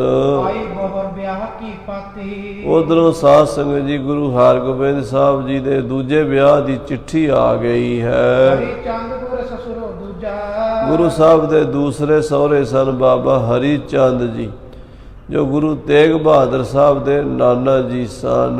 ਸ੍ਰੀ ਅਰਜਨ ਕੋ ਜਿਸਨੇ ਪੂਜਾ, ਇਹ ਬਾਬਾ ਹਰੀ ਚੰਦ ਜੀ ਮਹਾਰਾਜ ਗੁਰੂ ਅਰਜਨ ਦੇਵ ਜੀ ਦੇ ਬਹੁਤ ਨਿਕਟਵਰਤੀ ਸਿੱਖ ਸਨ, ਬਹੁਤ ਬਚਨ ਪਾਲਣ ਵਾਲੇ, ਬੰਦਗੀ ਵਾਲੀ ਆਤਮਾ ਸਨ। ਇੱਕ ਦੁਲ ਦੋਨੋਂ ਭਈ ਸਗਾਈ, ਇਹ ਰਿਸ਼ਤੇ ਇਕੱਠੇ ਹੀ ਹੋਏ ਸਨ। ਜਦੋਂ ਚੰਦੂ ਦੀ ਬੇਟੀ ਦਾ ਰਿਸ਼ਤਾ ਮੋੜਿਆ ਸੀ, ਉਦੋਂ ਹੀ ਬਾਬਾ ਨਰੈਣ ਦਾਸ ਜੀ ਨੇ ਆਪਣੀ ਬੇਟੀ ਦਮੋਦਰੀ 7 ਸਾਲਾਂ ਦੀ ਸੀ, ਉਹਨਾਂ ਦਾ ਰਿਸ਼ਤਾ ਕਰ ਦਿੱਤਾ। ਤੇ ਮਾਤਾ ਨਾਨਕੀ 2 ਸਾਲਾਂ ਦੀ ਸੀ, ਉਹਨਾਂ ਦਾ ਰਿਸ਼ਤਾ ਵੀ ਕਰ ਦਿੱਤਾ। ਤੋ ਮਾਤਾ ਦਮੋਦਰੀ ਨਾਲ ਤਾਂ ਗੁਰੂ ਅਰਜਨ ਦੇਵ ਜੀ ਆਪ ਜਾ ਕੇ ਆਪਣੇ ਪੁੱਤਰ ਨੂੰ ਵਿਆਹ ਕੇ ਲੈ ਆਏ ਸਨ, ਪਰ ਮਾਤਾ ਨਾਨਕੀ ਦਾ ਜੇ ਗੁਰੂ ਸਾਹਿਬ ਨਾਲ ਆਨੰਦ ਕਾਰਜ ਹੋਣਾ ਰਹਿੰਦਾ ਸੀ, ਬਾਬਾ ਹਰੀ ਚੰਦ ਜੀ ਨੇ ਵਿਆਹ ਦੀ ਤਰੀਕ ਪੱਕੀ ਕਰਕੇ ਚਿੱਠੀ ਭੇਜੀ ਹੈ। ਚੰਦੂ ਸੁਤਾ ਕੀ ਜਗ੍ਹਾ ਹਟਾਈ, ਜਦੋਂ ਚੰਦੂ ਦੀ ਪੁੱਤਰੀ ਦਾ ਮਹਾਰਾਜ ਨੇ ਰਿਸ਼ਤਾ ਲੈਣੋਂ ਨਾ ਕਰ ਦਿੱਤੀ, ਆਖਿਆ ਵੀ ਤੁਸੀਂ ਚੁਬਾਰਾ ਬਣਦੇ ਹੋ ਤੇ ਚੁਬਾਰੇ ਵਰਗਾ ਕੋਈ ਘਰ ਲੱਭ ਲਓ, ਅਸੀਂ ਤੇ ਗਰੀਬ ਸਿੱਖਾਂ ਨਾਲ ਨਾਤਾ ਜੋੜਾਂਗੇ। ਤਾਂ ਬਾਬਾ ਹਰੀ ਚੰਦ ਜੀ ਨੇ ਉਦੋਂ ਆਪਣੀ ਬੇਟੀ ਦਾ ਰਿਸ਼ਤਾ ਸ੍ਰੀ ਗੁਰੂ ਹਰਗੋਬਿੰਦ ਸਾਹਿਬ ਲਈ ਦੇ ਦਿੱਤਾ ਸੀ। ਹਰੀ ਚੰਦ ਕੀ ਜੋ ਸੋ ਕੁਮਾਰੀ, ਜੋ ਮਾਤਾ ਨਾਨਕੀ ਸੀ, ਇਹ ਬਾਬੇ ਹਰੀ ਚੰਦ ਦੀ ਬੇਟੀ ਸੀ। ਉਦੋਂ 2 ਸਾਲਾਂ ਦੀ ਸੀ ਜਦੋਂ ਇਹ ਰਿਸ਼ਤਾ ਹੋਇਆ ਸੀ। ਦੇਸ ਕਲਪ ਕੀ ਸੁਤਾ ਵਿਚਾਰੀ, ਉਦੋਂ ਛੋਟੀ ਸੀ, ਉਦੋਂ ਰਿਸ਼ਤਾ ਪਿਤਾ ਜੀ ਕਰ ਗਏ ਸਨ। ਨਾ ਤੇ ਵਿਆਹ ਪ੍ਰਥਮ ਨੇ ਕੀਓ, ਛੋਟੀ ਹੋਣ ਕਰਕੇ ਉਦੋਂ ਵਿਆਹ ਨਹੀਂ ਸੀ ਕੀਤਾ। ਸੋ ਜਾਣ ਕਾਗਦ ਪਟ ਦਿਓ, ਹੁਣ ਬੱਚੀ ਜਵਾਨ ਹੋ ਗਈ, ਵਰਜੋਗ ਹੋ ਗਈ, ਤਾਂ ਬਾਬਾ ਹਰੀ ਚੰਦ ਜੀ ਨੇ ਵਿਆਹ ਦੀ ਚਿੱਠੀ ਭੇਜੀ ਹੈ। ਮਾਸ ਵਿਸਾਖ ਪ੍ਰਥਮ ਦਿਨ ਮਾਹੀ, ਕਹਿੰਦੇ ਵਿਸਾਖ ਦੇ 1 ਤਰੀਕ ਨੂੰ ਲਿਖ ਭੇਜਿਓ ਸ਼੍ਰੀ ਗੰਗਾ ਪਾਹੀ, ਮਾਤਾ ਗੰਗਾ ਜੀ ਦੇ ਕੋਲ ਵਿਆਹ ਦਾ ਸਾਹੇ ਦਾ ਦਿਨ ਲਿਖ ਕੇ ਭੇਜਿਆ ਹੈ। ਸ਼ਾਦੀ ਪਰ ਸ਼ਾਦੀ ਅਹਿਲਾਦੀ, ਸ਼ਾਦੀ ਪਰ ਸ਼ਾਦੀ ਅਹਿਲਾਦੀ, ਕਹਿੰਦੇ ਸ਼ਾਦੀ ਤੇ ਸ਼ਾਦੀ, ਖੁਸ਼ੀ ਤੇ ਖੁਸ਼ੀ। ਇੱਕ ਤਾਂ ਖੁਸ਼ੀ ਸੀ ਕਿ ਵੀ ਮਾਤਾ ਜੀ ਦਮੋਦਰੀ ਜੀ ਦੇ ਗ੍ਰਹਿ ਵਿਖੇ ਪੁੱਤਰ ਹੋਣ ਦੀ ਆਸ ਬਣ ਗਈ। ਇਹ ਖੁਸ਼ੀ ਮਾਤਾ ਗੰਗਾ ਜੀ ਨੂੰ ਸੀ, ਵੱਡੀ ਨੂੰਹ ਦੇ ਭਾਗ ਲੱਗੇ ਨੇ, ਤੇ ਛੋਟੀ ਨੂੰਹ ਵੀ ਆਉਣ ਵਾਲੀ ਹੋ ਗਈ ਹੈ। ਦੂਜੇ ਵਿਆਹ ਦੀ ਖੁਸ਼ੀ ਹੋਈ ਹੈ। ਵਧਤ ਸਮਾਜ ਅਦਕ ਗੁਰ ਗਾਦੀ, ਗੁਰੂ ਘਰ ਦਾ ਸਾਜੋ ਸਮਾਨ ਵੱਧ ਰਿਹਾ ਹੈ, ਪ੍ਰਤਾਪ ਵੱਧ ਰਿਹਾ ਹੈ। ਗੁਰੂ ਅਰਜਨ ਦੇਵ ਜੀ ਬਚਨ ਕਰ ਗਏ ਸਨ, ਗੰਗਾ ਜੀ ਤੁਸੀਂ ਦੇਖੋਗੇ ਸਾਡੇ ਸਾਹਿਬਜ਼ਾਦੇ ਦਾ ਬਾਦਸ਼ਾਹਾਂ ਤੋਂ ਵੱਧ ਕੇ ਪ੍ਰਭਾਵ ਹੋਣਾ, ਰਾਜੇ ਮਹਾਰਾਜੇ ਕੀ ਚੀਜ਼ ਹੋਣਗੇ। ਤੇ ਕਵੀ ਨੱਥਾ ਤੇ ਅਬਦੁੱਲਾ ਨੇ ਐਵੇਂ ਨਹੀਂ ਲਿਖਿਆ, ਪੱਗ ਤੇਰੀ ਕੀ ਜਹਾਂਗੀਰ ਦੀ, ਦਸਤਾਰ ਤਾਂ ਛੇਵੇਂ ਪਾਤਸ਼ਾਹ ਤੁਹਾਡੇ ਸੀਸ ਤੇ ਹੈ। ਜਹਾਂਗੀਰ ਦੀ ਕੀ ਚੀਜ਼ ਹੈ, ਉਹਦੀ ਕੀ ਇੱਜ਼ਤ ਹੈ ਤੁਹਾਡੇ ਸਾਹਮਣੇ। ਆ ਮਹਾਰਾਜਿਆਂ ਦੇ ਰਾਜੇ, ਬਾਦਸ਼ਾਹ ਦੇ ਬਾਦਸ਼ਾਹ, ਸਤਿਗੁਰੂ ਜੀ ਦਾ ਦੂਜਾ ਵਿਆਹ ਹੋਣ ਦੀ ਸਾਧ ਸੰਗਤ ਜੀ ਚਿੱਠੀ ਆਈ ਹੈ। ਸੁਣ ਸੁਣ ਗੁਰ ਕੇ ਦਾਸ ਹੋ ਦਾਸੀ। ਜਦੋਂ ਗੁਰੂ ਘਰ ਦੇ ਸੇਵਕਾਂ ਨੂੰ, ਦਾਸੀਆਂ ਨੂੰ, ਦਾਸਾਂ ਨੂੰ ਪਤਾ ਲੱਗਾ, ਅਤ ਅਨੰਤਾ ਵਿਦੇ ਪ੍ਰਕਾਸ਼ੀ। ਬੜੀਆਂ ਖੁਸ਼ੀਆਂ ਹੋ ਗਈਆਂ ਪਰਿਵਾਰ ਦੇ ਵਿੱਚ, ਸਾਰੇ ਮਹਿਲਾਂ ਵਿੱਚ ਚਿੱਠੀ ਦੀ ਖੁਸ਼ੀ ਆ ਗਈ। ਸ੍ਰੀ ਗੰਗਾ ਕੋ ਦੇਤ ਵਧਾਈ। ਦਾਸੀਆਂ ਟਹਿਲੀਏ ਭੱਜੇ ਫਿਰਦੇ ਘਰ 'ਚ ਮਾਤਾ ਜੀ ਨੂੰ ਆ ਕੇ ਵਧਾਈ ਦਿੰਦੇ ਨੇ। ਸਭ ਰਿਸ਼ਤੇ ਸ਼ਾਦੀ ਢੁਰ ਆਈ। ਸਾਰੇ ਪਾਸੇ ਖੁਸ਼ੀਆਂ ਢੁਲ ਕੇ ਆ ਗਈਆਂ ਨੇ। ਇੱਕ ਪਾਸੇ ਮਹਾਰਾਜ ਦੇ ਘਰ ਪੁੱਤਰ ਹੋਣ ਵਾਲਾ ਹੈ, ਦੂਜੇ ਵਿਆਹ ਦੀਆਂ ਤਿਆਰੀਆਂ ਹੋ ਗਈਆਂ ਨੇ। ਜੋ ਜੋ ਵਸਤ ਵਿਆਹ ਹੋਣਾ ਚਾਹੀਏ। ਵਿਆਹ ਦੇ ਵਿੱਚ ਜੋ ਜੋ ਸਾਜੋ ਸਮਾਨ ਚਾਹੀਦਾ ਹੈ, ਨਗਰ ਸੁਧਾਸਰ ਤੇ ਨਹਿ ਲਈਏ ਹੈ। ਜਿਹੜੀਆਂ ਚੀਜ਼ਾਂ ਅੰਮ੍ਰਿਤਸਰ ਸ਼ਹਿਰ 'ਚੋਂ ਨਹੀਂ ਮਿਲਦੀਆਂ, ਕਿਉਂਕਿ ਉਦੋਂ ਅੰਮ੍ਰਿਤਸਰ ਸਾਹਿਬ ਅਜੇ ਛੋਟਾ ਨਗਰ ਸੀ, ਐਡੀ ਆਬਾਦੀ ਨਹੀਂ ਸੀ, ਵੱਡੀ ਮੰਡੀ ਨਹੀਂ ਸੀ ਇੱਥੇ ਬਣੀ। ਇਹਦਾ ਸ਼ੇਰੇ ਪੰਜਾਬ ਜੀ ਮਹਾਰਾਜਾ ਰਣਜੀਤ ਸਿੰਘ ਜੀ ਨੇ ਆ ਕੇ ਮੰਡੀਆਂ ਬਣਾਈਆਂ ਇੱਥੇ। ਪਹਿਲਾਂ ਤਾਂ ਖਾਲਸਾ ਜੀ ਇੱਕ ਪਿੰਡ ਸੀਗਾ ਤੇ ਸਮਾਨ ਦੂਜੇ ਸ਼ਹਿਰਾਂ ਤੋਂ ਮੰਗਾਉਣਾ ਪੈਂਦਾ ਸੀ। ਉਹ ਸਾਜੋ ਸਮਾਨ ਜਿਹੜਾ ਦੂਜੇ ਸ਼ਹਿਰਾਂ ਤੋਂ ਮੰਗਾਉਣਾ ਸੀ, ਉਹਦੇ ਲਈ ਮਾਇਆ ਬਾਬਾ ਵਿਧੀ ਚੰਦ ਸਾਹਿਬ ਜੀ ਨੂੰ ਦਿੱਤੀ ਹੈ। ਹੁਕਮ ਕੀਤਾ ਸਤਿਗੁਰਾਂ ਨੇ ਵੀ ਜਾਓ, ਜਿਹੜਾ ਜਿਹੜਾ ਸਾਜੋ ਸਮਾਨ ਚਾਹੀਦਾ ਦੂਸਰੇ ਵੱਡੇ ਸ਼ਹਿਰਾਂ ਤੋਂ, ਲਾਹੌਰ ਆਦਿਕ ਤੋਂ ਖਰੀਦ ਕੇ ਲੈ ਆਓ। ਗੁਰੂ ਘਰ ਵਿੱਚ ਹਲਵਾਈ ਲੱਗਣੇ ਹਨ, ਘਿਓ ਮਿੱਠਾ ਬਹੁਤ ਚਾਹੀਦਾ ਹੈ। ਭਾਈ ਜੇਠਾ, ਭਾਈ ਪੁਰਾਣਾ, ਭਾਈ ਲੰਗਾ ਵਰਗੇ ਹੋਰ ਮਸੰਦ ਸਾਰੇ ਸੇਵਾ 'ਚ ਲੱਗ ਗਏ। ਅਨੇਕਾਂ ਤਰ੍ਹਾਂ ਦੇ ਅੰਨ, ਵਧੀਆ ਵਧੀਆ ਕਿਸਮ ਦੇ ਆਟੇ, ਮੈਦੇ, ਚਾਵਲ, ਦਾਲਾਂ, ਸਭ ਕੁਝ ਮੰਗਾਇਆ ਗਿਆ। ਜਿੰਨਾ ਖਰਚਾ ਹੋਣਾ ਉਹਦੇ ਨਾਲੋਂ 10 ਗੁਣਾ ਜ਼ਿਆਦਾ। ਸੰਗਤਾਂ ਦਾ ਕਿਆ ਅੰਤ ਹੈ ਇੱਥੇ, ਕੋਈ ਅੰਤ ਹੈ ਕਿੰਨੀ ਕੁ ਸੰਗਤ ਆ ਜਾਵੇ? ਕੋਈ ਸੀਮਾ ਥੋੜੀ ਗੁਰੂ ਘਰ 'ਚ, ਲੱਖਾਂ ਸੰਗਤਾਂ ਆ ਸਕਦੀਆਂ ਨੇ। ਇਸ ਕਰਕੇ ਉਹਦੇ ਹਿਸਾਬ ਨਾਲ ਵੱਡਾ ਬੰਦੋਬਸਤ ਕੀਤਾ ਹੈ। ਗੁਰੂ ਘਰ ਦੇਗ ਲੰਗਰ ਦਾ ਵੱਡਾ ਖਰਚ ਹੈ। ਹਜ਼ਾਰਾਂ ਲੋਕ ਆਉਂਦੇ ਹਨ। ਲੈਣ ਦੇਣ ਗੁਰੂ ਘਰ ਦਾ ਸੰਭਾਲਣਾ ਹੈ। ਸਾਰਾ ਕੁਝ ਬਾਬੇ ਬੁੱਢੇ ਸਾਹਿਬ ਜੀ ਦੀ ਜ਼ਿੰਮੇਵਾਰੀ 'ਚ ਕਰ ਦਿੱਤਾ ਵੀ ਤੁਸੀਂ ਆਪਣੀ ਦੇਖ ਰੇਖ ਵਿੱਚ ਸਾਰਾ ਕੁਝ ਕਰਵਾਓ। ਮਸੰਦਾਂ ਨੂੰ ਭਾਰ ਡਿਊਟੀਆਂ ਲਾਤੀਆਂ, ਉਹ ਜਿੱਧਰ ਕਿੱਧਰ ਗਏ ਹਨ। ਸਭ ਚੀਜ਼ਾਂ ਇੱਕ ਥਾਂ ਤੇ ਇਕੱਠੀਆਂ ਕੀਤੀਆਂ ਹਨ। ਮੇਲ ਬਣਾਉਣ ਵਾਸਤੇ ਰਿਸ਼ਤੇਦਾਰਾਂ ਨੂੰ, ਸੰਗਤਾਂ ਨੂੰ, ਸਿੱਖਾਂ ਨੂੰ ਚਿੱਠੀਆਂ ਭੇਜਣ ਲਈ ਬੰਦੇ ਭੇਜ ਦਿੱਤੇ ਹਨ। ਸ੍ਰੀ ਗੋਇੰਦਵਾਲ ਸਾਹਿਬ ਗੁਰੂ ਅਮਰਦਾਸ ਜੀ ਦੀ ਅੰਸ ਬੰਸ ਨੂੰ ਸੱਦਣ ਲਈ, ਖਡੂਰ ਸਾਹਿਬ ਗੁਰੂ ਅੰਗਦ ਦੇਵ ਜੀ ਦੀ ਅੰਸ ਬੰਸ ਨੂੰ ਸੱਦਣ ਲਈ ਚਿੱਠੀਆਂ ਲਿਖੀਆਂ ਹਨ। ਲਾਹੌਰ 'ਚ ਗੁਰੂ ਰਾਮਦਾਸ ਜੀ ਦਾ ਸ਼ਰੀਕਾ ਸੋਢੀ ਪਰਿਵਾਰ ਹੈ, ਉਹਨਾਂ ਨੂੰ ਬੁਲਾਇਆ ਹੈ। ਸਾਰਿਆਂ ਨੂੰ ਵਿਆਹ ਦੀ ਖਬਰ ਭੇਜੀ ਹੈ। ਫਿਰ ਹੋਰ ਮੌ ਸਾਹਿਬ ਮਾਤਾ ਗੰਗਾ ਜੀ ਦੇ ਪੇਕੇ ਗੁਰੂ ਹਰਗੋਬਿੰਦ ਸਾਹਿਬ ਦੇ ਨਾਨਕੇ ਹਨ, ਫਲੌਰ ਦੇ ਲਾਗੇ, ਬਿਲਗੇ ਦੇ ਲਾਗੇ, ਦੁਆਬੇ ਦੇਸ਼ ਵਿੱਚ, ਉੱਥੇ ਭੇਜਿਆ ਹੈ ਵਿਆਹ ਦਾ ਸੱਦਾ। ਸਭ ਨੂੰ ਖੁਸ਼ੀ ਚੜ੍ਹ ਗਈ। ਨਾਨਕਿਆਂ ਨੂੰ ਬੜਾ ਸ਼ੌਂਕ ਹੋਇਆ, ਸਾਡੇ ਦੋਤੇ ਦਾ ਦੂਜਾ ਵਿਆਹ ਹੈ। ਪਹਿਲਾਂ ਸਤਿਗੁਰੂ ਜੀ ਦਾ ਵਿਆਹ ਹੋਇਆ ਸੀ, ਉਹ ਵੀ ਦੁਆਬੇ ਦੇਸ਼ ਵਿੱਚ ਹੀ। ਸਾਧ ਸੰਗਤ ਜੀ ਡੱਲਾ ਪਿੰਡ ਹੈ ਸੁਲਤਾਨਪੁਰ ਦੇ ਲਾਗੇ, ਮਾਤਾ ਦਮੋਦਰੀ ਜੀ ਉੱਥੋਂ ਦੇ ਸਨ। ਤੇ ਹੁਣ ਦੂਜਾ ਜੋ ਵਿਆਹ ਮਾਤਾ ਨਾਨਕੀ ਜੀ ਨਾਲ ਹੋਣਾ, ਉਹਦੇ ਲਈ ਤਿਆਰੀ ਕੀਤੀ ਹੈ। ਸਾਰੇ ਕਹਿੰਦੇ ਗੁਰੂ ਅਰਜਨ ਦੇਵ ਜੀ ਦਾ ਸਪੁੱਤਰ ਬੜਾ ਪ੍ਰਤਾਪੀ ਹੋਇਆ ਹੈ। ਸਾਰੇ ਇਹਨਾਂ ਦੀ ਮਹਿਮਾ ਕਰਦੇ ਆ, ਸੁੰਦਰ ਜਸ ਕਰਦੇ ਆ। ਹਰ ਤਰ੍ਹਾਂ ਨਾਲ ਸਾਜੋ ਸਮਾਨ ਵਧਾ ਲਿਆ ਹੈ। ਫੌਜਾਂ ਇਕੱਠੀਆਂ ਕਰ ਰਹੀਆਂ, ਮਹਾਰਾਜਿਆਂ ਦੀ ਤਰ੍ਹਾਂ ਰਹਿੰਦੇ ਹਨ। ਜਿਵੇਂ ਬਾਦਸ਼ਾਹਾਂ ਦੇ 2-2 4-4 ਵਿਆਹ ਹੁੰਦੇ ਨੇ, ਇਹ ਸੱਚੇ ਪਾਤਸ਼ਾਹ ਵੀ ਉਹੀ ਮਰਜ਼ਾਦਾ। ਕਿਉਂਕਿ ਸਾਧ ਸੰਗਤ ਜੀ, ਇਹ ਦੁਨੀਆ ਨੂੰ ਦੱਸਣਾ ਸੀਗਾ। ਇਹ ਜਿਹੜੇ ਜ਼ਾਲਮ ਲੋਕ ਸਨ, ਆਕੜਦੇ ਸਨ, ਲੋਕਾਂ ਉੱਤੇ ਹੁਕਮ ਕਰਦੇ ਸਨ, ਉਹਨਾਂ ਦੇ ਸਾਰੀਆਂ ਗੱਲਾਂ 'ਚ ਉਹਨਾਂ ਦੇ ਬਰਾਬਰ ਬਾਦਸ਼ਾਹਾਂ ਤੋਂ ਵੱਧ ਕੇ ਕੀਤੀਆਂ। ਤਖਤ ਬਣਾਇਆ, ਫੌਜਾਂ ਰੱਖੀਆਂ, ਕਲਗੀਆਂ ਲਾਈਆਂ, ਮੀਰੀ ਪੀਰੀ ਦੀਆਂ ਤੇਗਾਂ ਧਾਰਨ ਕੀਤੀਆਂ। ਸੱਚੇ ਪਾਤਸ਼ਾਹ ਦਾ, ਉਹਨਾਂ ਦਾ, ਮਹਾਰਾਜ ਦਾ ਨਾਮ ਪ੍ਰਸਿੱਧ ਹੋਇਆ, ਸੱਚੇ ਪਾਤਸ਼ਾਹ। ਇਸ ਕਰਕੇ ਹੁਣ ਵਿਆਹ ਵੀ ਦੂਜਾ ਕਰਵਾਉਣ ਲੱਗੇ ਹਨ। ਬਾਦਸ਼ਾਹ ਵੀ ਆ ਕੇ ਮੱਥਾ ਟੇਕ ਗਿਆ, ਜਹਾਂਗੀਰ ਜਿਨ੍ਹਾਂ ਦੇ ਚਰਨਾਂ ਉੱਤੇ। ਤੇ ਕਾਜੀ ਦੀ ਲੜਕੀ ਜਿਹੜੀ ਸੀ, ਬਾਬਾ ਬੁੱਢਾ ਸਾਹਿਬ ਜੀ ਬਚਨ ਕਰਤਾ ਨਾ, ਤੁਮਰੇ ਗੁਰਦਮਾਦ ਬਣ ਜੈ। ਇਸ ਕਰਕੇ ਉਹ ਪਿਛਲੇ ਜਨਮਾਂ ਤੋਂ ਭਗਤੀ ਕਰਦੀ ਸੀ ਵੀ ਪਰਮੇਸ਼ਰ ਪਤੀ ਰੂਪ ਵਿੱਚ ਪ੍ਰਾਪਤ ਹੋਵੇ ਸਾਖਸ਼ਾਤ। ਜਿਵੇਂ ਸਾਧ ਸੰਗਤ ਜੀ, ਰਾਧਾ ਜੀ ਨੇ ਭਗਵਾਨ ਕ੍ਰਿਸ਼ਨ ਜੀ ਮਹਾਰਾਜ ਦੀ ਪ੍ਰੇਮਾ ਭਗਤੀ ਕੀਤੀ ਹੈ, ਇਸੇ ਤਰ੍ਹਾਂ ਮਾਤਾ ਕੌਲਾਂ ਜੀ ਸਤਿਗੁਰੂ ਪਰਮੇਸ਼ਰ ਦੀ ਪ੍ਰੇਮਾ ਭਗਤੀ ਕੀਤੀ। ਲੋਕ ਇਹਨੂੰ ਵਾਸ਼ਨਾ ਦੀ ਦ੍ਰਿਸ਼ਟੀ ਨਾਲ ਦੇਖਣ ਵਾਲੇ ਜਿਹੜੇ ਨਾ, ਉਹਨਾਂ ਦੀ ਤਾਂ ਸਮਝ ਵਿੱਚ ਕਦੀ ਵੀ ਨਹੀਂ ਗੱਲ ਆਉਣੀ। ਇਹਦਾ ਸੁਰਤ ਸ਼ਬਦ ਦਾ ਮੇਲ ਹੈ। ਇਹ ਪ੍ਰੇਮਾ ਭਗਤੀ ਬੜੀ ਡੂੰਘੀ ਖੇਡ ਹੈ। ਇਹ ਮਾਤਾ ਕੌਲਾਂ ਜੀ ਦਾ ਐਸਾ ਅੰਦਰਲਾ ਪ੍ਰੇਮ ਜਾਣ ਕਰਕੇ ਕਹਿੰਦੇ ਬਾਦਸ਼ਾਹ ਨੂੰ ਵੀ ਪਤਾ ਲੱਗਾ। ਕਾਜੀ ਨੇ ਜਾ ਕੇ ਰੁਸਤਮ ਖਾਨ ਨੇ ਬਾਦਸ਼ਾਹ ਕੋਲ ਬੜਾ ਰੋਣਾ ਪਿੱਟਣਾ ਕੀਤਾ, ਪਰ ਬਾਦਸ਼ਾਹ ਨੂੰ ਵਜ਼ੀਰ ਖਾਨ ਨੇ ਸਮਝਾਤਾ ਸੀ ਵੀ ਇਹ ਆਪਣੀ ਲੜਕੀ ਨੂੰ ਆਪ ਹੀ ਮਾਰਦਾ ਕੁੱਟਦਾ ਸੀ।